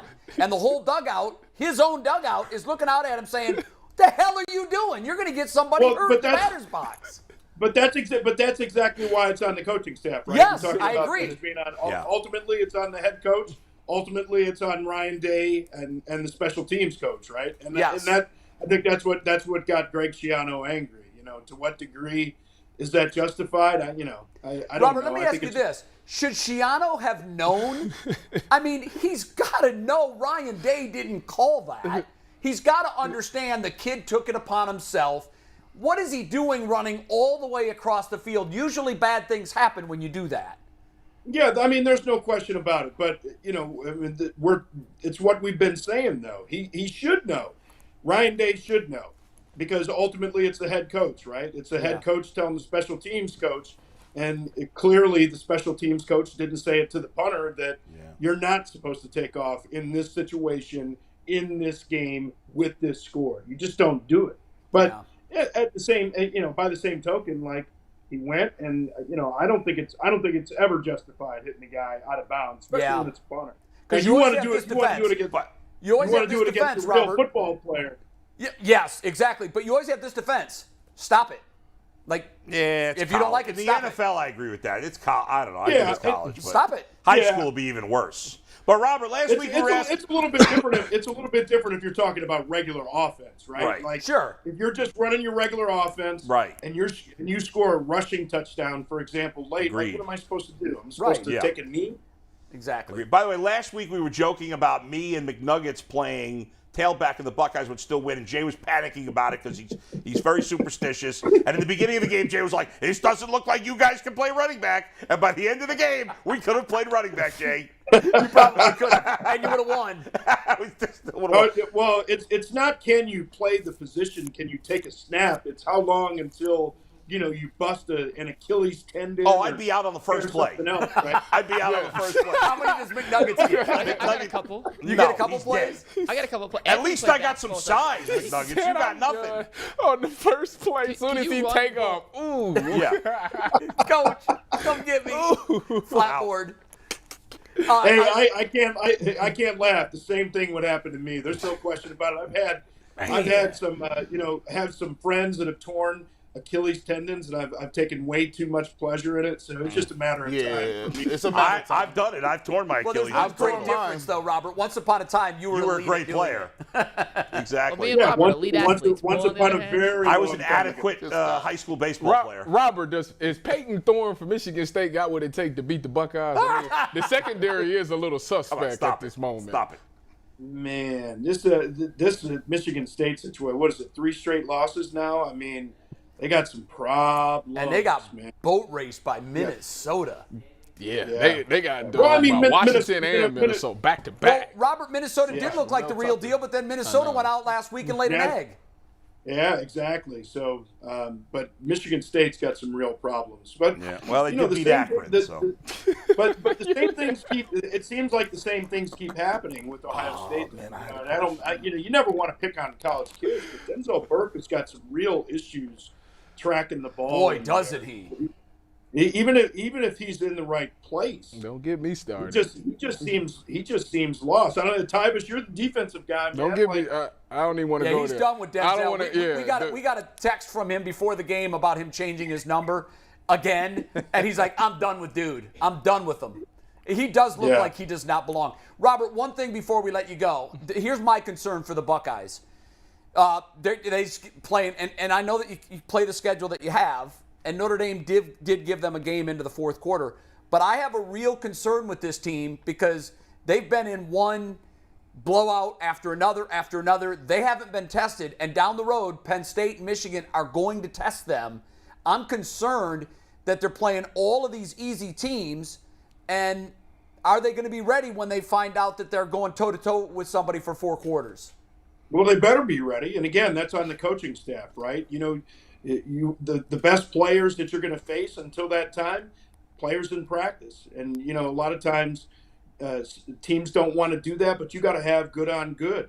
You got to have your best players against your best players. So that's the way that you prepare for situations like that, especially when you're going through a schedule that's a little bit softer, man. You got to have those sessions in practice where you have your best players playing against your best players. That's preparation, the best preparation for me. All right. Thanks, Robert. Robert, thanks, man. We'll see you next week. You got a game this week, or are you just chilling, watching football like us? Man, I'm so damn excited about this weekend. We got Philly at Arizona. So oh, wow. One undefeated team left in the league, and we got them this weekend down in the desert. And we all know what Kyler Murray can do. He's one of those guys that defies the X's and O's, right? Forget, Tyvis, you talk about, scheme can only get you to the right place if you're following orders. It's another thing completely when you got to try and tackle a guy like that. It reminds me in the days, back with the Vikings when played against Barry Sanders, and just the horror stories in the locker room, man. It was hilarious. The day after games, like defensive players, like, I thought I had him, man, and just guys laughing at each other. But Jalen Hurts and that Philadelphia offense have been fantastic. With the addition of A.J. Brown. He's made a huge difference. Yeah, he has. Yeah, so it should be a good one. Yeah, enjoy the call. We'll be watching. It should be a great game, too. Thanks, it should Robert. be a very good game. Robert Smith. Okay, guys, have a good one. Cleveland Sports Show. Robert, we'll see you next week. McNuggets, you got some business to take care of here? Yeah, I just want to make sure if anyone tuned in after the 11 o'clock start, you missed Tyvis breakdown the Browns coverage bust against Atlanta earlier in the show. You can go find that. Very well We also done. talked about what the Browns have to do to stop Herbert. So make sure you go back, subscribe. We got T-shirts, the links in the YouTube chat. And as you can see, Earl behind us, we're going to play True and False next. Earl the Pearl. The human And easel. we have markers for everybody. We're updating This the is game literally a my little true bit. or false board. This is absurd. I told you it was huge. All right. But they don't sell the 1 foot ones. Well, Do we I have got to a find board? this on the fly here. Everyone else right is here. normal size. You get the massive I board can't. here. Can't And see we that. got- Right there. It's absurd. I told you it was giant. Earl, make sure they all have. Everybody something. knows. We got to straighten this out by We next knows week. Jay answer. Yeah, you're going to see mine for sure. So what we're gonna do is we're gonna still allow a little discussion, but instead of each person saying true or false and then letting the person who goes last I want dictate Jay's their board. answer based off everyone else, Let me get. I got we're nice. gonna do it on the fly. Let Let me get Jay's little board over there. yeah, Tyvis. my board there. I'm the only one that brought my own board, and I get stuck with the one that looks like a football You know field. what? When you win, you get the small board. How about that? Jay tried to pivot off the big cap board. on Tyvis saying, hey, the winner should get the big board. And Tyvis said, They no. should. I Dead, know. dead last, get the big shoot. board. I There. wasn't dead last week. I was second to you. Were you? Yes. I thought he came down to me and him. Got a marker no, on my we hand tied. already. Oh, well, he was dead last. Yeah, Adam was out of it by 24. Last week I was in the lead for the whole game, and then Tyvis came up and got it. And Yeah, but sudden I death. finished tied with That you. is how. All right, enough That's whining right. going on here. Let's No go. sudden death last week. Yeah, no- I got the little one. Does everyone have a Nice marker? and easy. This is absurd. Does everyone have a marker? Yeah. I have a Yeah. marker. Does everybody have a makeshift eraser? Are we going to buy a new board by next week? Yes. Okay. This is just It's not in the It budget. adds to the comedic effect. It's like when Sir Yacht was in with the giant teddy bear. Exactly. It has that same feel. Who's our player this week? Our player today is, drumroll please, Joel Bitonio. Yeah, okay. Big We Joel. had to do a lot of digging to find a bunch of facts on him, but we found some good Yeah, ones. the bios on offensive linemen are usually pretty thin. So Was called for holding 7 times. Once ate 42 oysters in one sitting. Steve Becker, EP, says Jay Board's hilarious. So thank you for getting the comedic effect here. We can't see Jay. All right, Steve, let's play the music. It's the This best show music's we've called ever Women's had. Watch, by the way. It is our makeshift Jeopardy music. And let's take the first fact here. We may switch it halfway through. This don't is worry. makeshift Jeopardy. Are you kidding me? This is Jeopardy. This is the elevator music section of our Universal Library. This is not what I was thinking. Okay, well, we'll switch it midway This through. is First, horrible. true or false here. Joel Bitonio is the only 4-time winner of the PFWA Dino Lucarelli Good Guy Award. True or false? You guys can still talk about it. I mean, aren't you part Italian, Mike? What? Hilarious. Aren't you part Italian? I am not part Italian. Anthony's very Italian. So how do you say Lucarelli? I mean, it's Lucarelli, right? Lucarelli. Anthony doesn't not have an It's answer. probably Lucarelli. Lucarelli is not Italian sounding. I can't wait to see you turn this big thing. All right, I got my answer. I got mine. Is everyone ready? Yeah. Let's flip them. True. True, true, true. That says false. It says false. He with three wrote trues it. and a He false. wrote it small. Steve, let's cut to the answer. That's definitely He true. wrote it small. It is false. What? 3 times. He's a 3-time. Oh, Three-time. that's a bogus. Why did he Bogus. write Guy of the it Year small, man? That is bogus. Yeah. Come chase the big board. See. Jay's this out is, to an early Nah, lead. see, that's that a old- lame way That's to all ask that that anchor stuff. Why is that a had lame win? He That's had lame. I mean, you guys got it wrong. I got it right. How is that lame? He had it You written covered out. it. He covered that in a 5-on-5. Some random humanitarian. I'm just laughing That's an at the award fact. that the media gives out Yes. at Yes. the end of training Yeah, camp. no, I know He exactly probably- what it is. Nobody's ever won it 4 times. Are you? That is He correct. awarded it 3 3 times is the times. most Yeah. anyone has And won. I just remember because when he did win it, I think he was the first 3. No, I think one other player won it 3 times. He's the second. He Yes. was the second person to win it And I 3 rem- times. No one's won it 4 My, times. Right. my Right. question: are you going to write every answer this fall? Watch and win. Watch and win. Spoon of All right, sand. number two, Steve. Let's punch it up. These guys. I can't Joel even see it. Bitonio's father, Mike, was a bare knuckle mixed martial artist in the 1990s.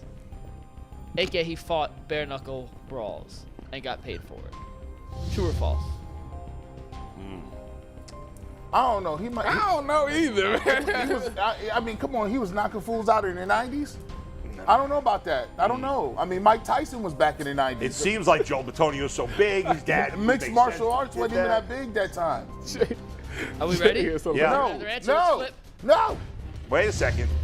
Hey, man. You No, wait a Too second. late. He went. I had true, so All right, I had false. It is true. The answer is true. Oh my And God. Jay's mixing it up, so that's everyone but Bull. Everyone but Bull gets a point here. I have been terrible. Bull this is year. already mathematically eliminated. This is I not like good. the boards, by the way. The absurd size of the boards adds a little Now you something. I'm gotta- glad someone likes it. now you got to erase that big stuff He because you stole, wanted to he be stole my funny. paper to erase it too. He was like, "Give me that. I need some." I need more paper than you do. Look at my board. All right, number 3. Yeah. Number 3. Speaking of number 3, Man, this is Joe not working. Bitonio has started at 3 different positions along the Browns' offensive line since being drafted. Is that true or false?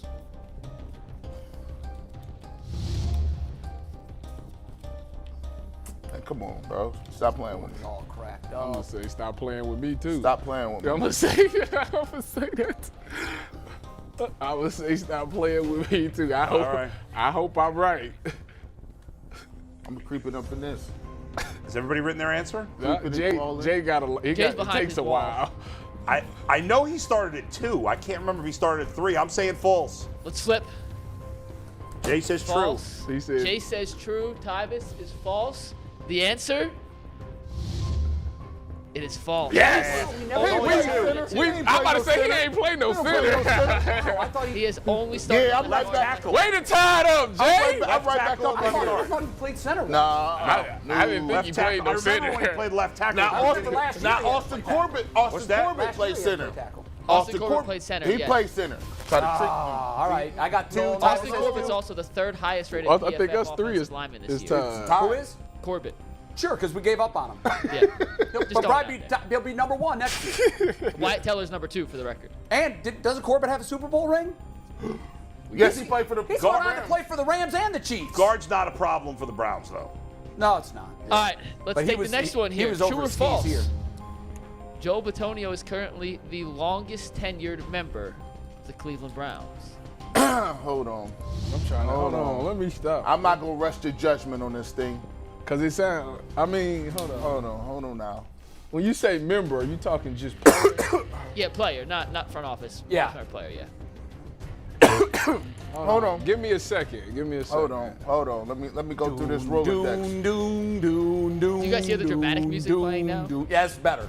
Yeah, the first one, it didn't work as well as I thought it was going to. Yeah, come on. We're going to brothers. reevaluate. I don't even know why you thought that would work due to his elevator music. Well, you know, Jeopardy. This is like, this is building suspense. Show us your answer. All right, what do you guys got? All right, let's roll. All right, let's turn it around before you take it, Steve. Let's see what everyone Now, says. do we get an extra point if we know who is True. the all-time, the Everyone leader? says true. The answer? It's true. Wait a minute, what? It is true. Okay. Yes, it is. What is wrong with you? wait a No, am I true on here? No, he had false. Yeah, That was false. I don't know what you're talking about, bro. All right, so what's the standings right now? I was sitting there like, Look.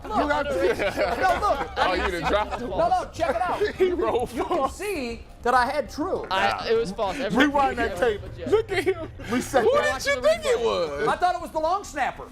No, he's 1 year behind. Damn. What's the I didn't standings right expect now? him. Standings right now. It's Tyvis and G are 3-1. Jay and Bull are 2-2. It's always I'm me. saying just say the wins, Mikey. Just the wins. Well, then you have 2 and they have 3. Okay. Don't confuse us. Okay. Confusing enough Say here. it like the way they Let's make me take look the next better. one. We are halfway through. Joel Bitonio won Nevada's Scout Team Player of the Year award as a freshman. He was in Nevada. Why would you be on scout team? I feel like he should have been playing. I don't know. Why He's why probably, would they? why would he put him on scout? I did a lot of research Why would they to make find that some up? Bitonio facts. Trust me. on Don't this. give any clues over here. What are you doing? Would you make that up, Mikey? Would I? Try to get inside his head? No, man. Listen, he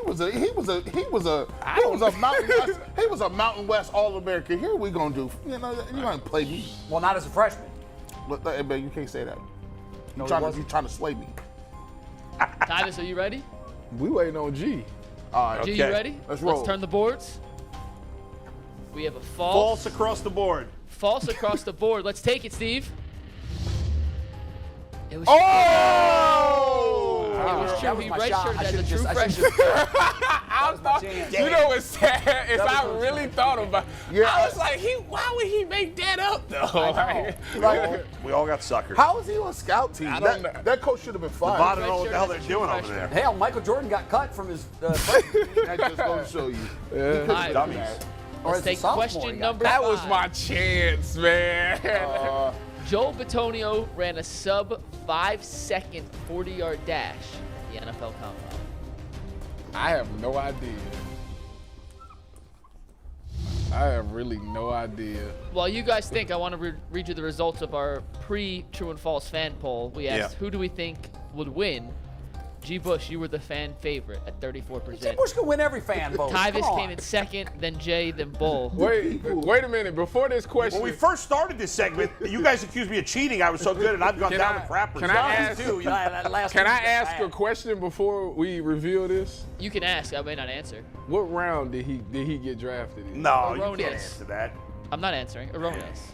I mean, I don't know if it I has answered nothing to erroneous do with right. this. No, you didn't, but that's okay. Yeah. It sounded good. Irrelevant. Man, I don't Well, know. both. That's Yeah, Ronies didn't make any sense. Hey, man, he's a guard coming in.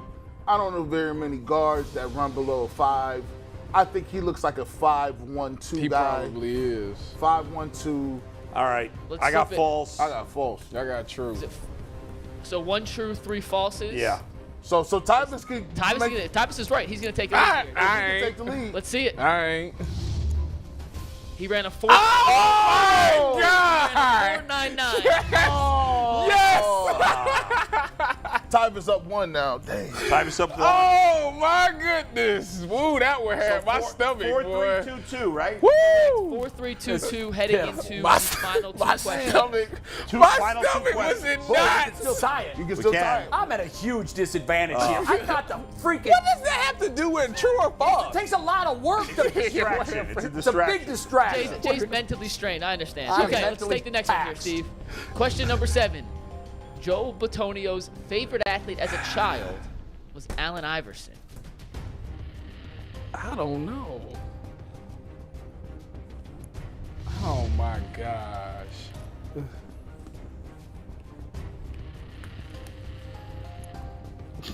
G, you know this Music answer? is doing wonders for me. I love this. You know this answer, G? And I'm over here like, I don't know. I'm Ostergaard and Grouchy. I'm pulling a Costanza right now. My instincts have been so bad lately. I'm going against my instinct. Dang. That could be deadly. Allen Iverson was a lot of people's favorite. He was. G, you ready? Yeah. Tyvis, you good? Yeah, I Let's guess. flip it. Everyone flip. I got true. True, false, true, and false. So a half split here. Let's see. Yeah, we're talking about practice. That's an Allen Iverson. Director Steve wasn't Not quite we're sure what it talking was. about practice. It's Talking about we practice? talking about practice. All right, let's see if this is true. Yes! His favorite athlete as a child? Yes! Kobe Bean Bryant. Woo! I give up. Oh, man. So I'm down 1, right? Yep. You need this, and Tyvis needs to miss this to go to a sudden death Oh, overtime. my Hey, Steve gosh! True too, didn't you? I did. Becker, we need a tiebreaker question here. Steve, No, if you're there's listening, one make a left, I thought you said. I know, One but left. if they But tie, if we it need a ends up tiebreaker. tied. If. At least you can't do the strategy of just picking the opposite. Look, guys, my board is so big, no lie. I've got to use water to clean it. We will have a smaller board next week, we promise. Okay, last I think question. the loser should have to use this. Look, That's fair. So ball is between. We're tied. That is true. I should have come up with that There's a idea. lot of pressure now on this last question. Okay, the last question matters for everybody. Okay. Batonio was the starting left tackle for Nevada the year Colin Kaepernick was named an AP oh my All-American. gosh.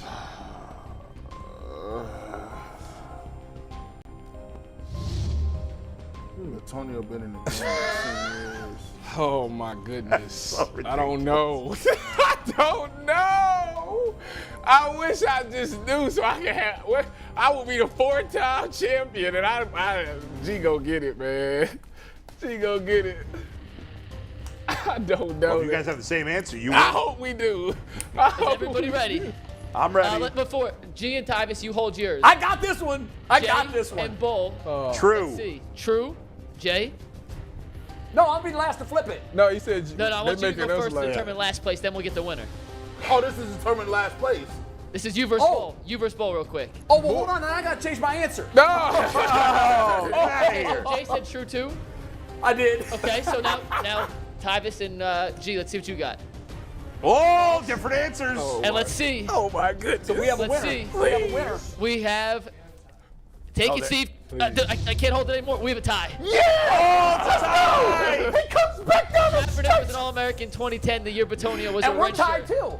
You guys We are. tied too. So Steve Becker's on with a.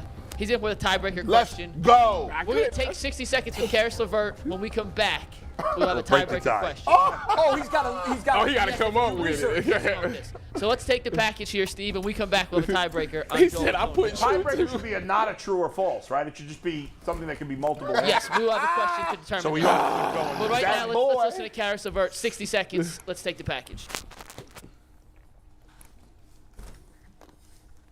I'm like, I don't know. Why do we take that so seriously? I don't know.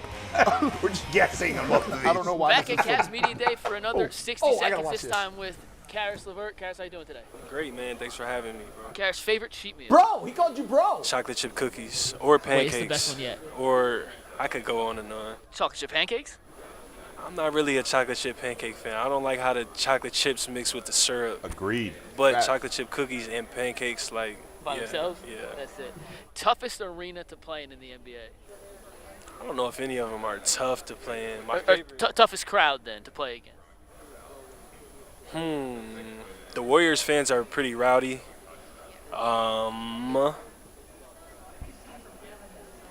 Celtics fans are a little rowdy. What's your go-to karaoke song? Probably Lil Baby, freestyle. You want to give us a bar real quick? Shout out my label, that's me. I'm in it. I ain't trying to curse on here. Hey, we're a YouTube show. It's all good. Who's the best dancer on the team? Probably Darius. You know Darius is like 20 years old, man, so they know all them dance moves. I heard TikTok Damn dances kids. and everything. I heard Dylan Windler's got a couple. Dylan can really dance too, though. Dylan might have a little brother in him. You know what I'm saying? He might. Have you gotten to know Robin Lopez yet? Yeah. Well, crazy thing is, I played with his brother Brooke my first year, so I know Brooke very well. I'm still learning Robin though, but they look so much alike. It me up every day. And last but not least, Dream love Vacation. You could bring two Now I non-family know why they members with nailed the you. handshake. Taking on Dream Vacation, where you The go? bro vibes are flowing. We're boys. Probably going somewhere on the beach. I heard, I don't know, probably just the nicest beach. I don't know where that is. Who's coming with you? Who's coming with me? Two non-family members. And PR counts. He thinking of two girls. Look at the guy No, behind man. there. That's a good question. I don't want to get in trouble on here. He's taking. My mind's telling me. He's taking me in the PR.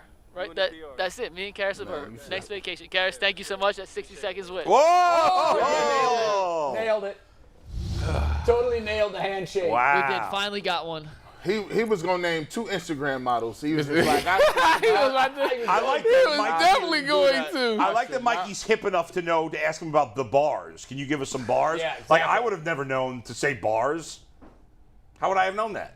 You need Because to get I'm out not more. 50. I'm 50 years old. How would I know that? You gotta- 16 bar. What Okay. is with this drawing? You got, it's zoomed He's a in too stick tight. figure with It's zoomed his- in too tight. You got to pull out a little bit, but then you get the Pause. reflection of the light. Oh, it's you funny. False. Oh, it's a stick figure. Yo. Okay, are you guys ready for the tiebreaker I hope that they question? put that at the end. Tiebreaker of the show. question. And this is for us too, Bull. This This is is for everybody, yes. Yes. And it's a two-part tiebreaker question. But I'm not gonna win. Two-part Give, tiebreaker G, you question. got the Joel belt Batonio because based that's, or no? It's Joe that's, Batonio based, it's too and then we're going to much. get to Dave Richard with fantasy. That's Okay. too much. Okay, two parts. There's going to be two answers to this question. Bless you. How many times has Joel Batonio been named to the NFL's All-Pro team? And how many times was he a first-team All-Pro? So two answers. One's total All-Pro nominations. The second answer is how many times was he named a first-team All-Pro?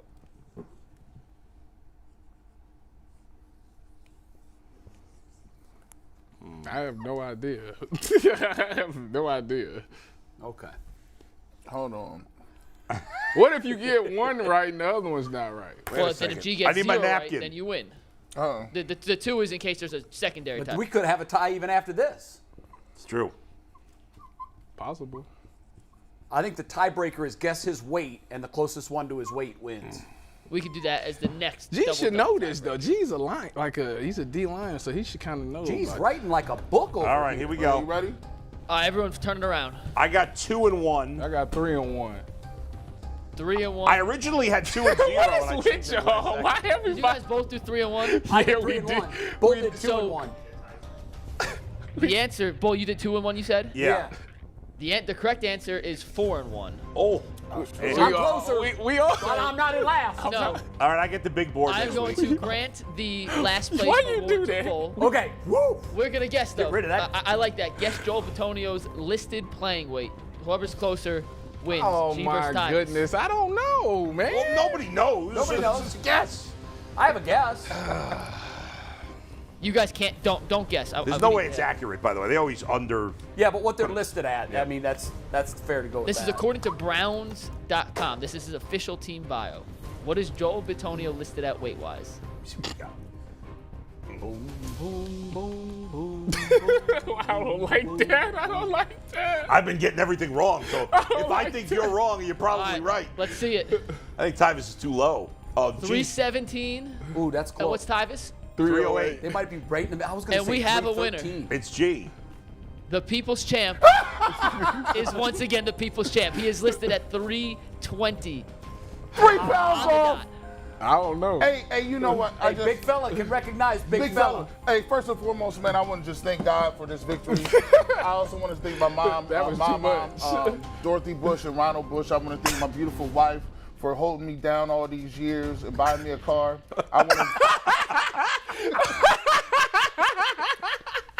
And I want to thank the fans for supporting me, as always, because the People's Champ wouldn't be anything without you guys. Yes. All right, see you.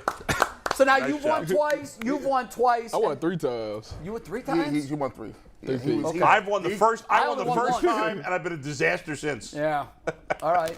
Guys, you that was get a lot of fun. You have to use the big board next. Oh yeah, I'm That's a stuck with the big disaster. board. I It's was gonna so be fun. distracted. And you know your arm's kind of short, so you gotta. I don't know how you gonna be. He gonna be trying to write on that board like I'm this. going to be leaning it to the side of my chair That's and what just I got to do. write like this. I like Yeah. this. Make sure y'all All give right. him a cup of water so he can splash it on there. Y'all see- Yeah, I mean, you can't get the ink. I don't know if they give me a permanent black marker or what, but I stain that thing all up. Hey, is there any way we could get people in the chat to play that game along with us? They do play They with do, us. yeah. Wow, dude. Anybody get them all right? I'm not following as we go. Anthony, did anyone get them all right in the YouTube chat? By the Usually way. they're pretty honest in how they do. Yeah. Nah. Speaking, this is a fantasy thing because we got Dave coming on Yeah. next. We do. We're trying to get Did Dave. you We're having a little know audio issues with it's Dave. a So good hold on one thing sec. that me and you didn't make that trade because Cole Beasley retired today.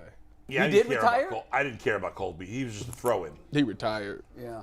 That's a I was waiver going to cut wire him pickup. anyway. That don't matter. Yeah, he's I a- offered Tyvis a trade Yeah. in fantasy football, I couldn't take it. and he was like, and then I had to pull it off because I realized when I had set up the transactions, I had made a mistake for how long it takes to process a trade. Right. So I had to pull the trade off, change the transaction setting, and Tyvis was like, "What happened? I was going to accept the trade." I said, "Just give me a minute. I got to reset it up, and then I'll reoffer it to And you," you never which I did. did. He gave me too much time to think about And then he it. changed his mind. What are the records right now? In Oh, fantasy? I'm 1-3. I'm terrible. I'm 2-2. So you bounced back. You were 0-2. Yeah, and I think I'm third or fourth in points.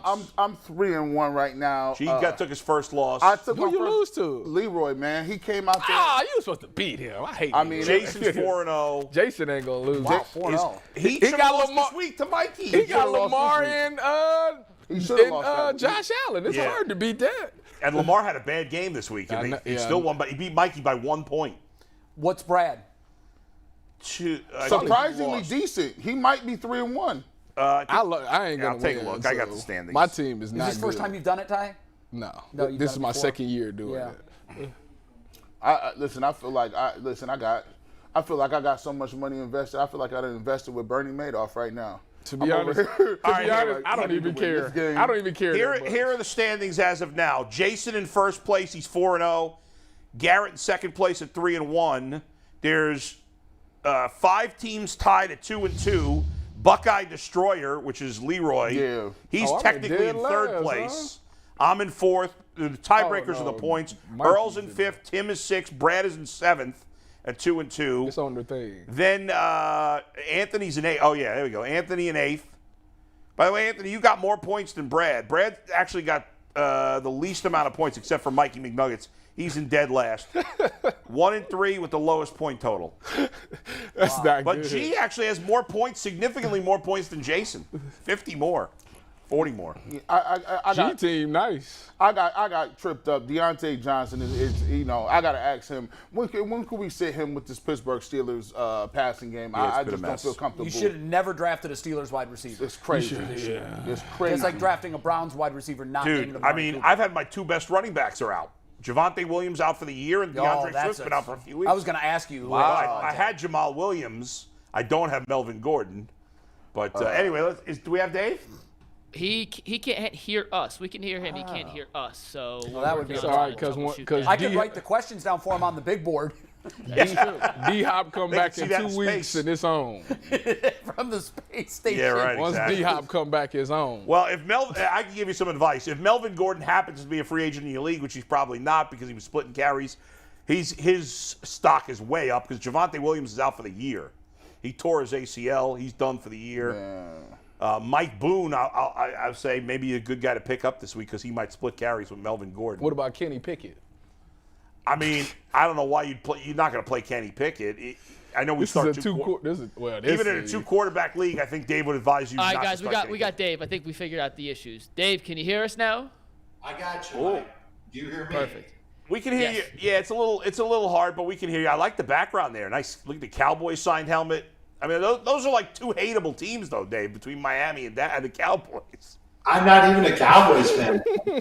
This is the helmet signed by legendary Cowboys Peyton Manning, Ryan Leaf, Charles Woodson, and Curtis Enos. It was a gift from Gil Brandt way back in the day when I used to work for Gil. I got you. Dave, I was just saying a moment ago, you were Tyvis was asking about Kenny Pickett. Even in a 2-quarterback league, most weeks you're not wanting to start Kenny Pickett, right? Definitely not this week against Buffalo. How about this for your very first NFL start? You're on the road at Buffalo. The Bills have the top pass defense in the National Football League. They're getting pressure on everybody. Your offensive line stinks. And you're expected to go out there and win the game for the Steelers. This is a bad spot for Kenny Pickett, and it's a bad spot for Pittsburgh. Well, let me ask you, what am I supposed to do with Deontay Johnson? Is he? Do I move him out and put Tyler Lockett in? Since obviously Geno Smith and the Seahawks are he's a thing now. It's a thing now. He's my flex quarterback. I love him. What are we doing there?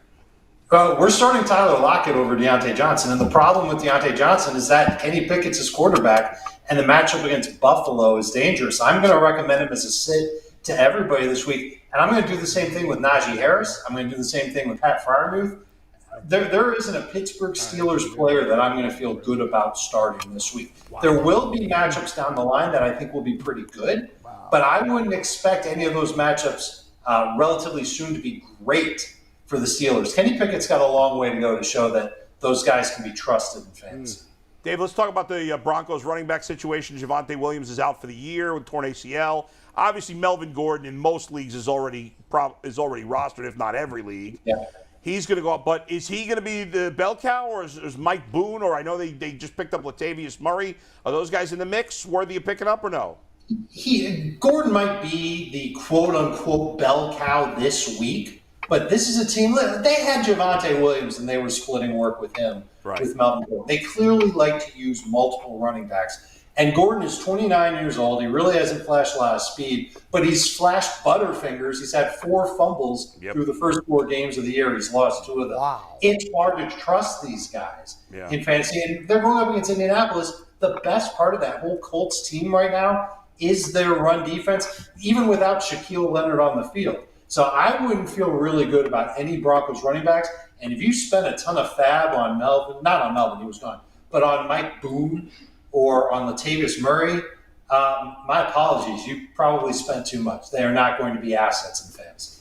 Curtis Samuel was a guy a lot of people have spent fab money on. Had his first bad game last week. Anomaly last week. You still trust him? Still, is he a wide receiver 3? Is he a flex, or is he not even that? I think the whole dynamic of that Washington offense is changing, Bull. They're expecting Brian Robinson potentially playing as soon as this week. And you might have noticed that Carson Wentz has been throwing the ball a ton to start the season. It's because they can't run the ball. They don't trust Antonio Gibson as a runner. They don't trust J.D. McKissick much as a runner either. But they need to do something to get that run game going. Brian Robinson is who they identified even before the preseason as their best running back. He's hard-nosed, north-south. Browns fans would love a guy like this. Not that they need a guy like this. They've got 2 guys who are already like this. But he's a tough runner. And I think fantasy managers who stash Brian Robinson will reap some rewards eventually. I think this week they're probably going to limit his work if he plays at all. If he's out, I like Curtis Samuel. If he's in, I don't like anybody in that Washington passing game. Hey, is Butker ready to go? What's the deal? Kicker question? Kicker question. The reason I ask that is because I always hold a kicker almost the whole year. I'm not one of these guys that picks them up week to week. And I think the reason I asked the kicker question is because I think he's the kicker, isn't he? I mean, his team is going to score a lot of points, going to kick a lot of extra points. He's got a good leg. He's got a great leg.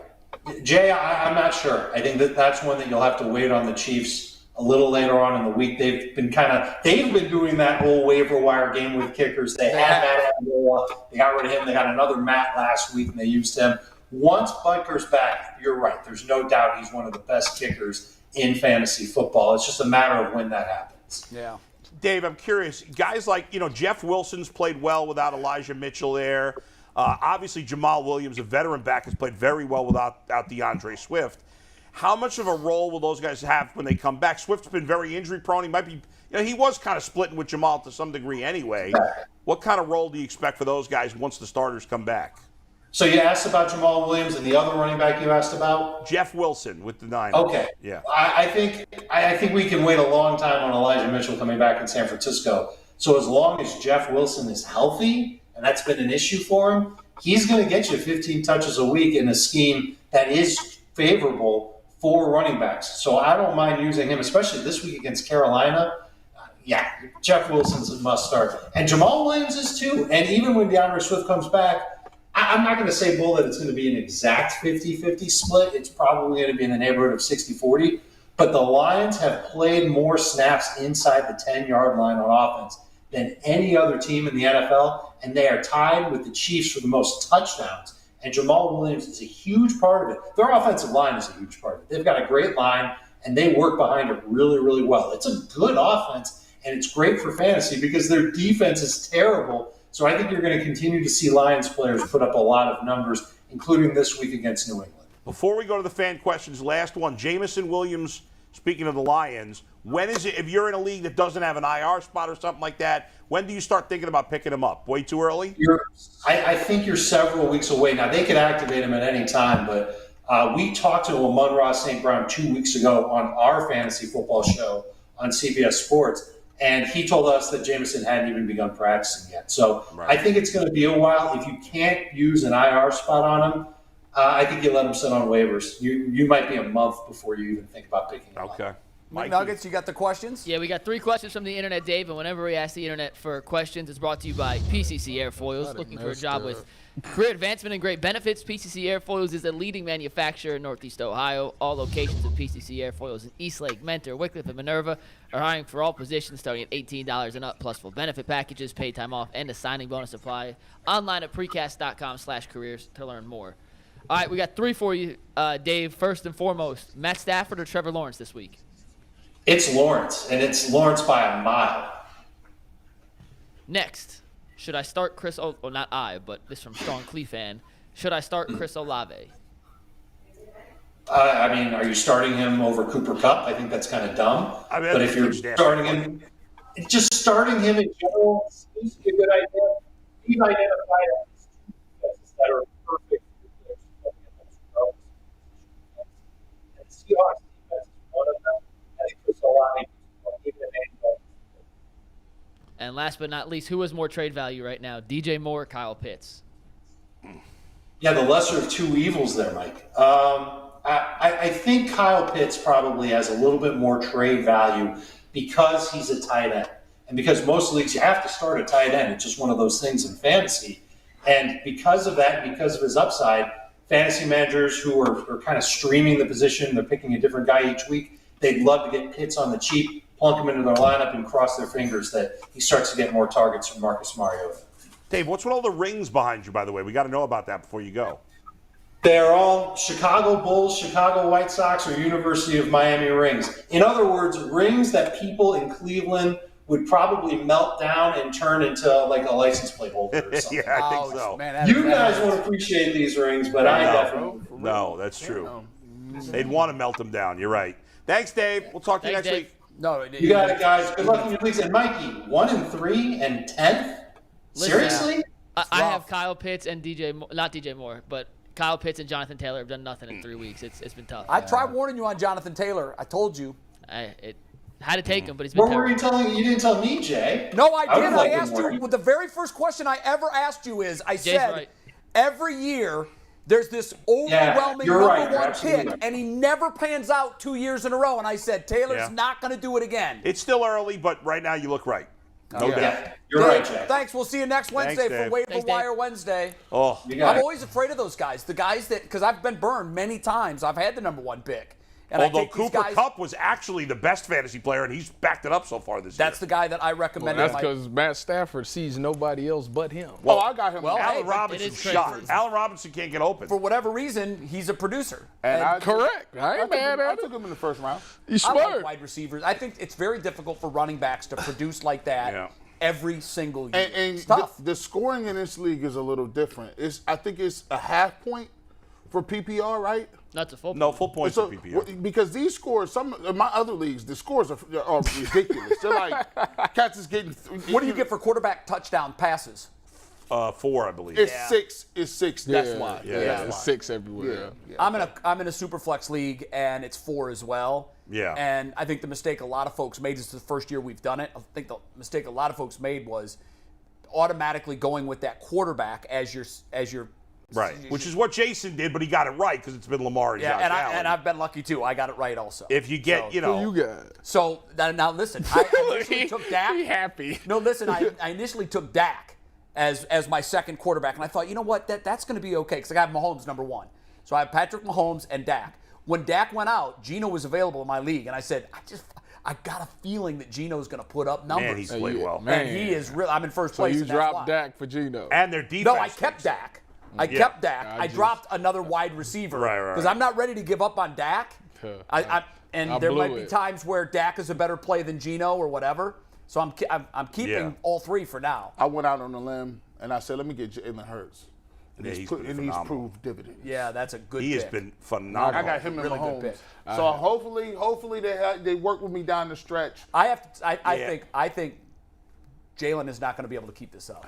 I'm a little scared about that. Defenses are going to figure out what they're doing, and I don't think he's that guy long. I don't He think runs, Geno's though, going so to he keep puts it up. up- I know he runs, but you know, He'll still be a good fantasy player, even if the offensive, even if the passing if the numbers run go down. yards are still there for him. Yeah. Because that's what they would By the defenses goal take that away. line, he has an option to scramble. That's the difference. That's why Jason and G, because they're quarterbacks. They hit on their quarterbacks. Yeah. The rest of the team, my team is great, but my quarterbacks are not great. Yeah. I have Joe Burrow and Kirk Cousins, and neither's really done anything yet. So They've that's my downfall. They've both been kind of average. All right, final takes. Bull, what do you got? You ready to enlighten Well, us? G asked me to school him up on bar mitzvahs, so I'll give you a little. I mean, not that I'm very religious, but I did have a bar mitzvah myself when I was 13 years old. It was the day before my 13th birthday. So, for those who don't know, for those who are not Jewish or don't know anybody who is, when a boy or girl, now it used to be girls would have their bat mitzvah. For a girl, it's a bat mitzvah, B-A-T. For a boy, it's a bar mitzvah, B-A-R. It used to be girls would get it at 12 years old and boys at 13. You supposedly, according to the religion, you become a woman or become a man at that age, and generally women are more mature than men. Certainly in our case, that's the case. We're very immature. Most women are more mature. But now everybody does it at 13 for whatever reason. I don't know why that has changed.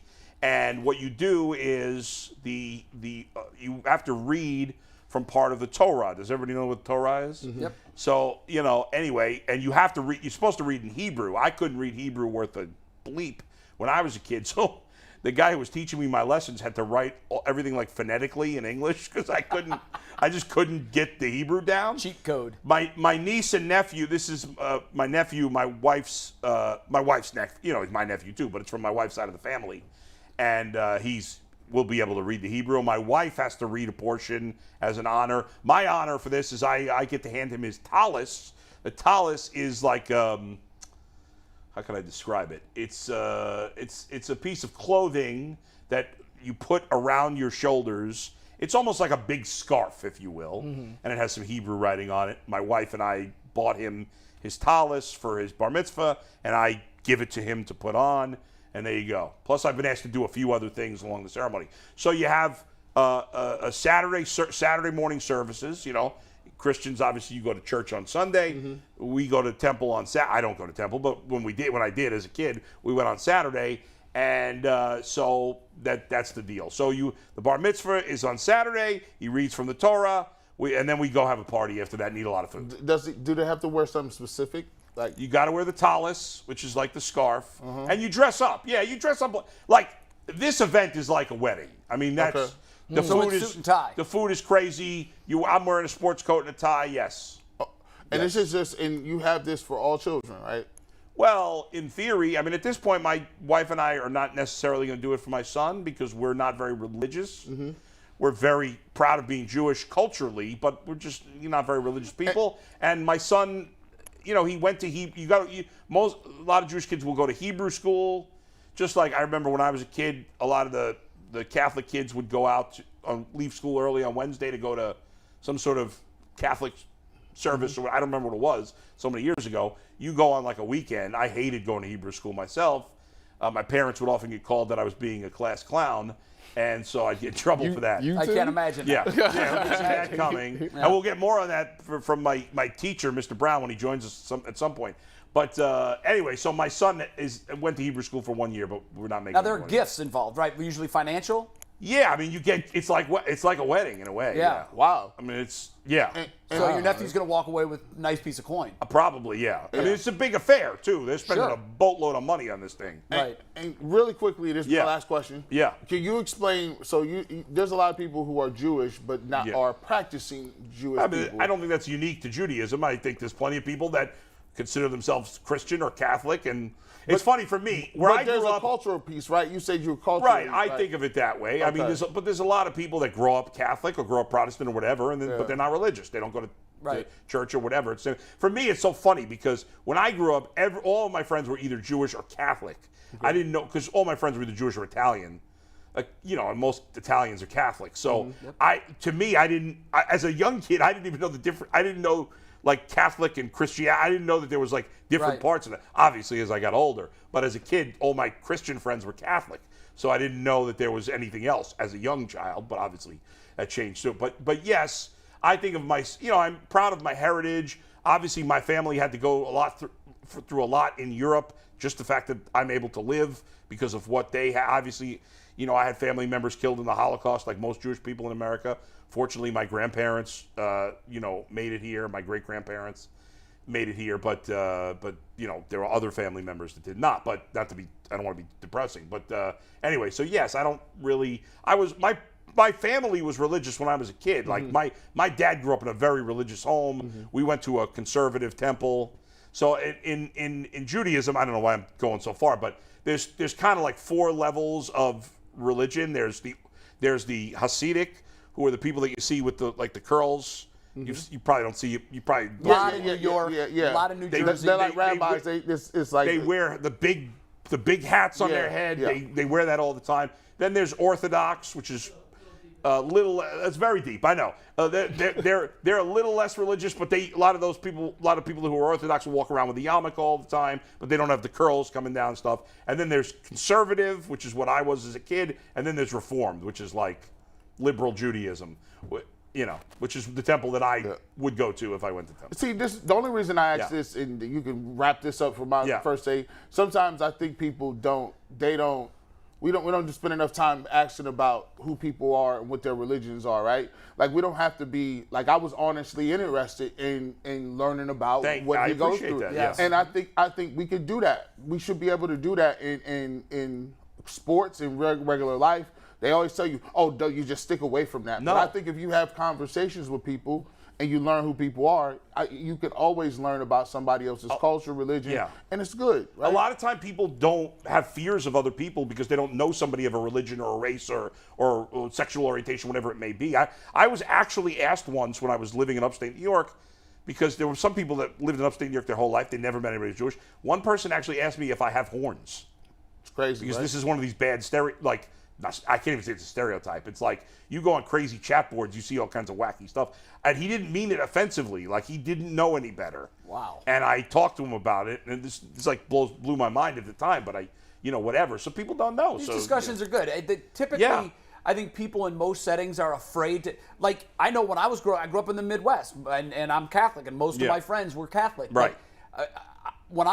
Not so much when I went to college, because Bowling Green was in the Midwest, and I didn't really have any Jewish friends there.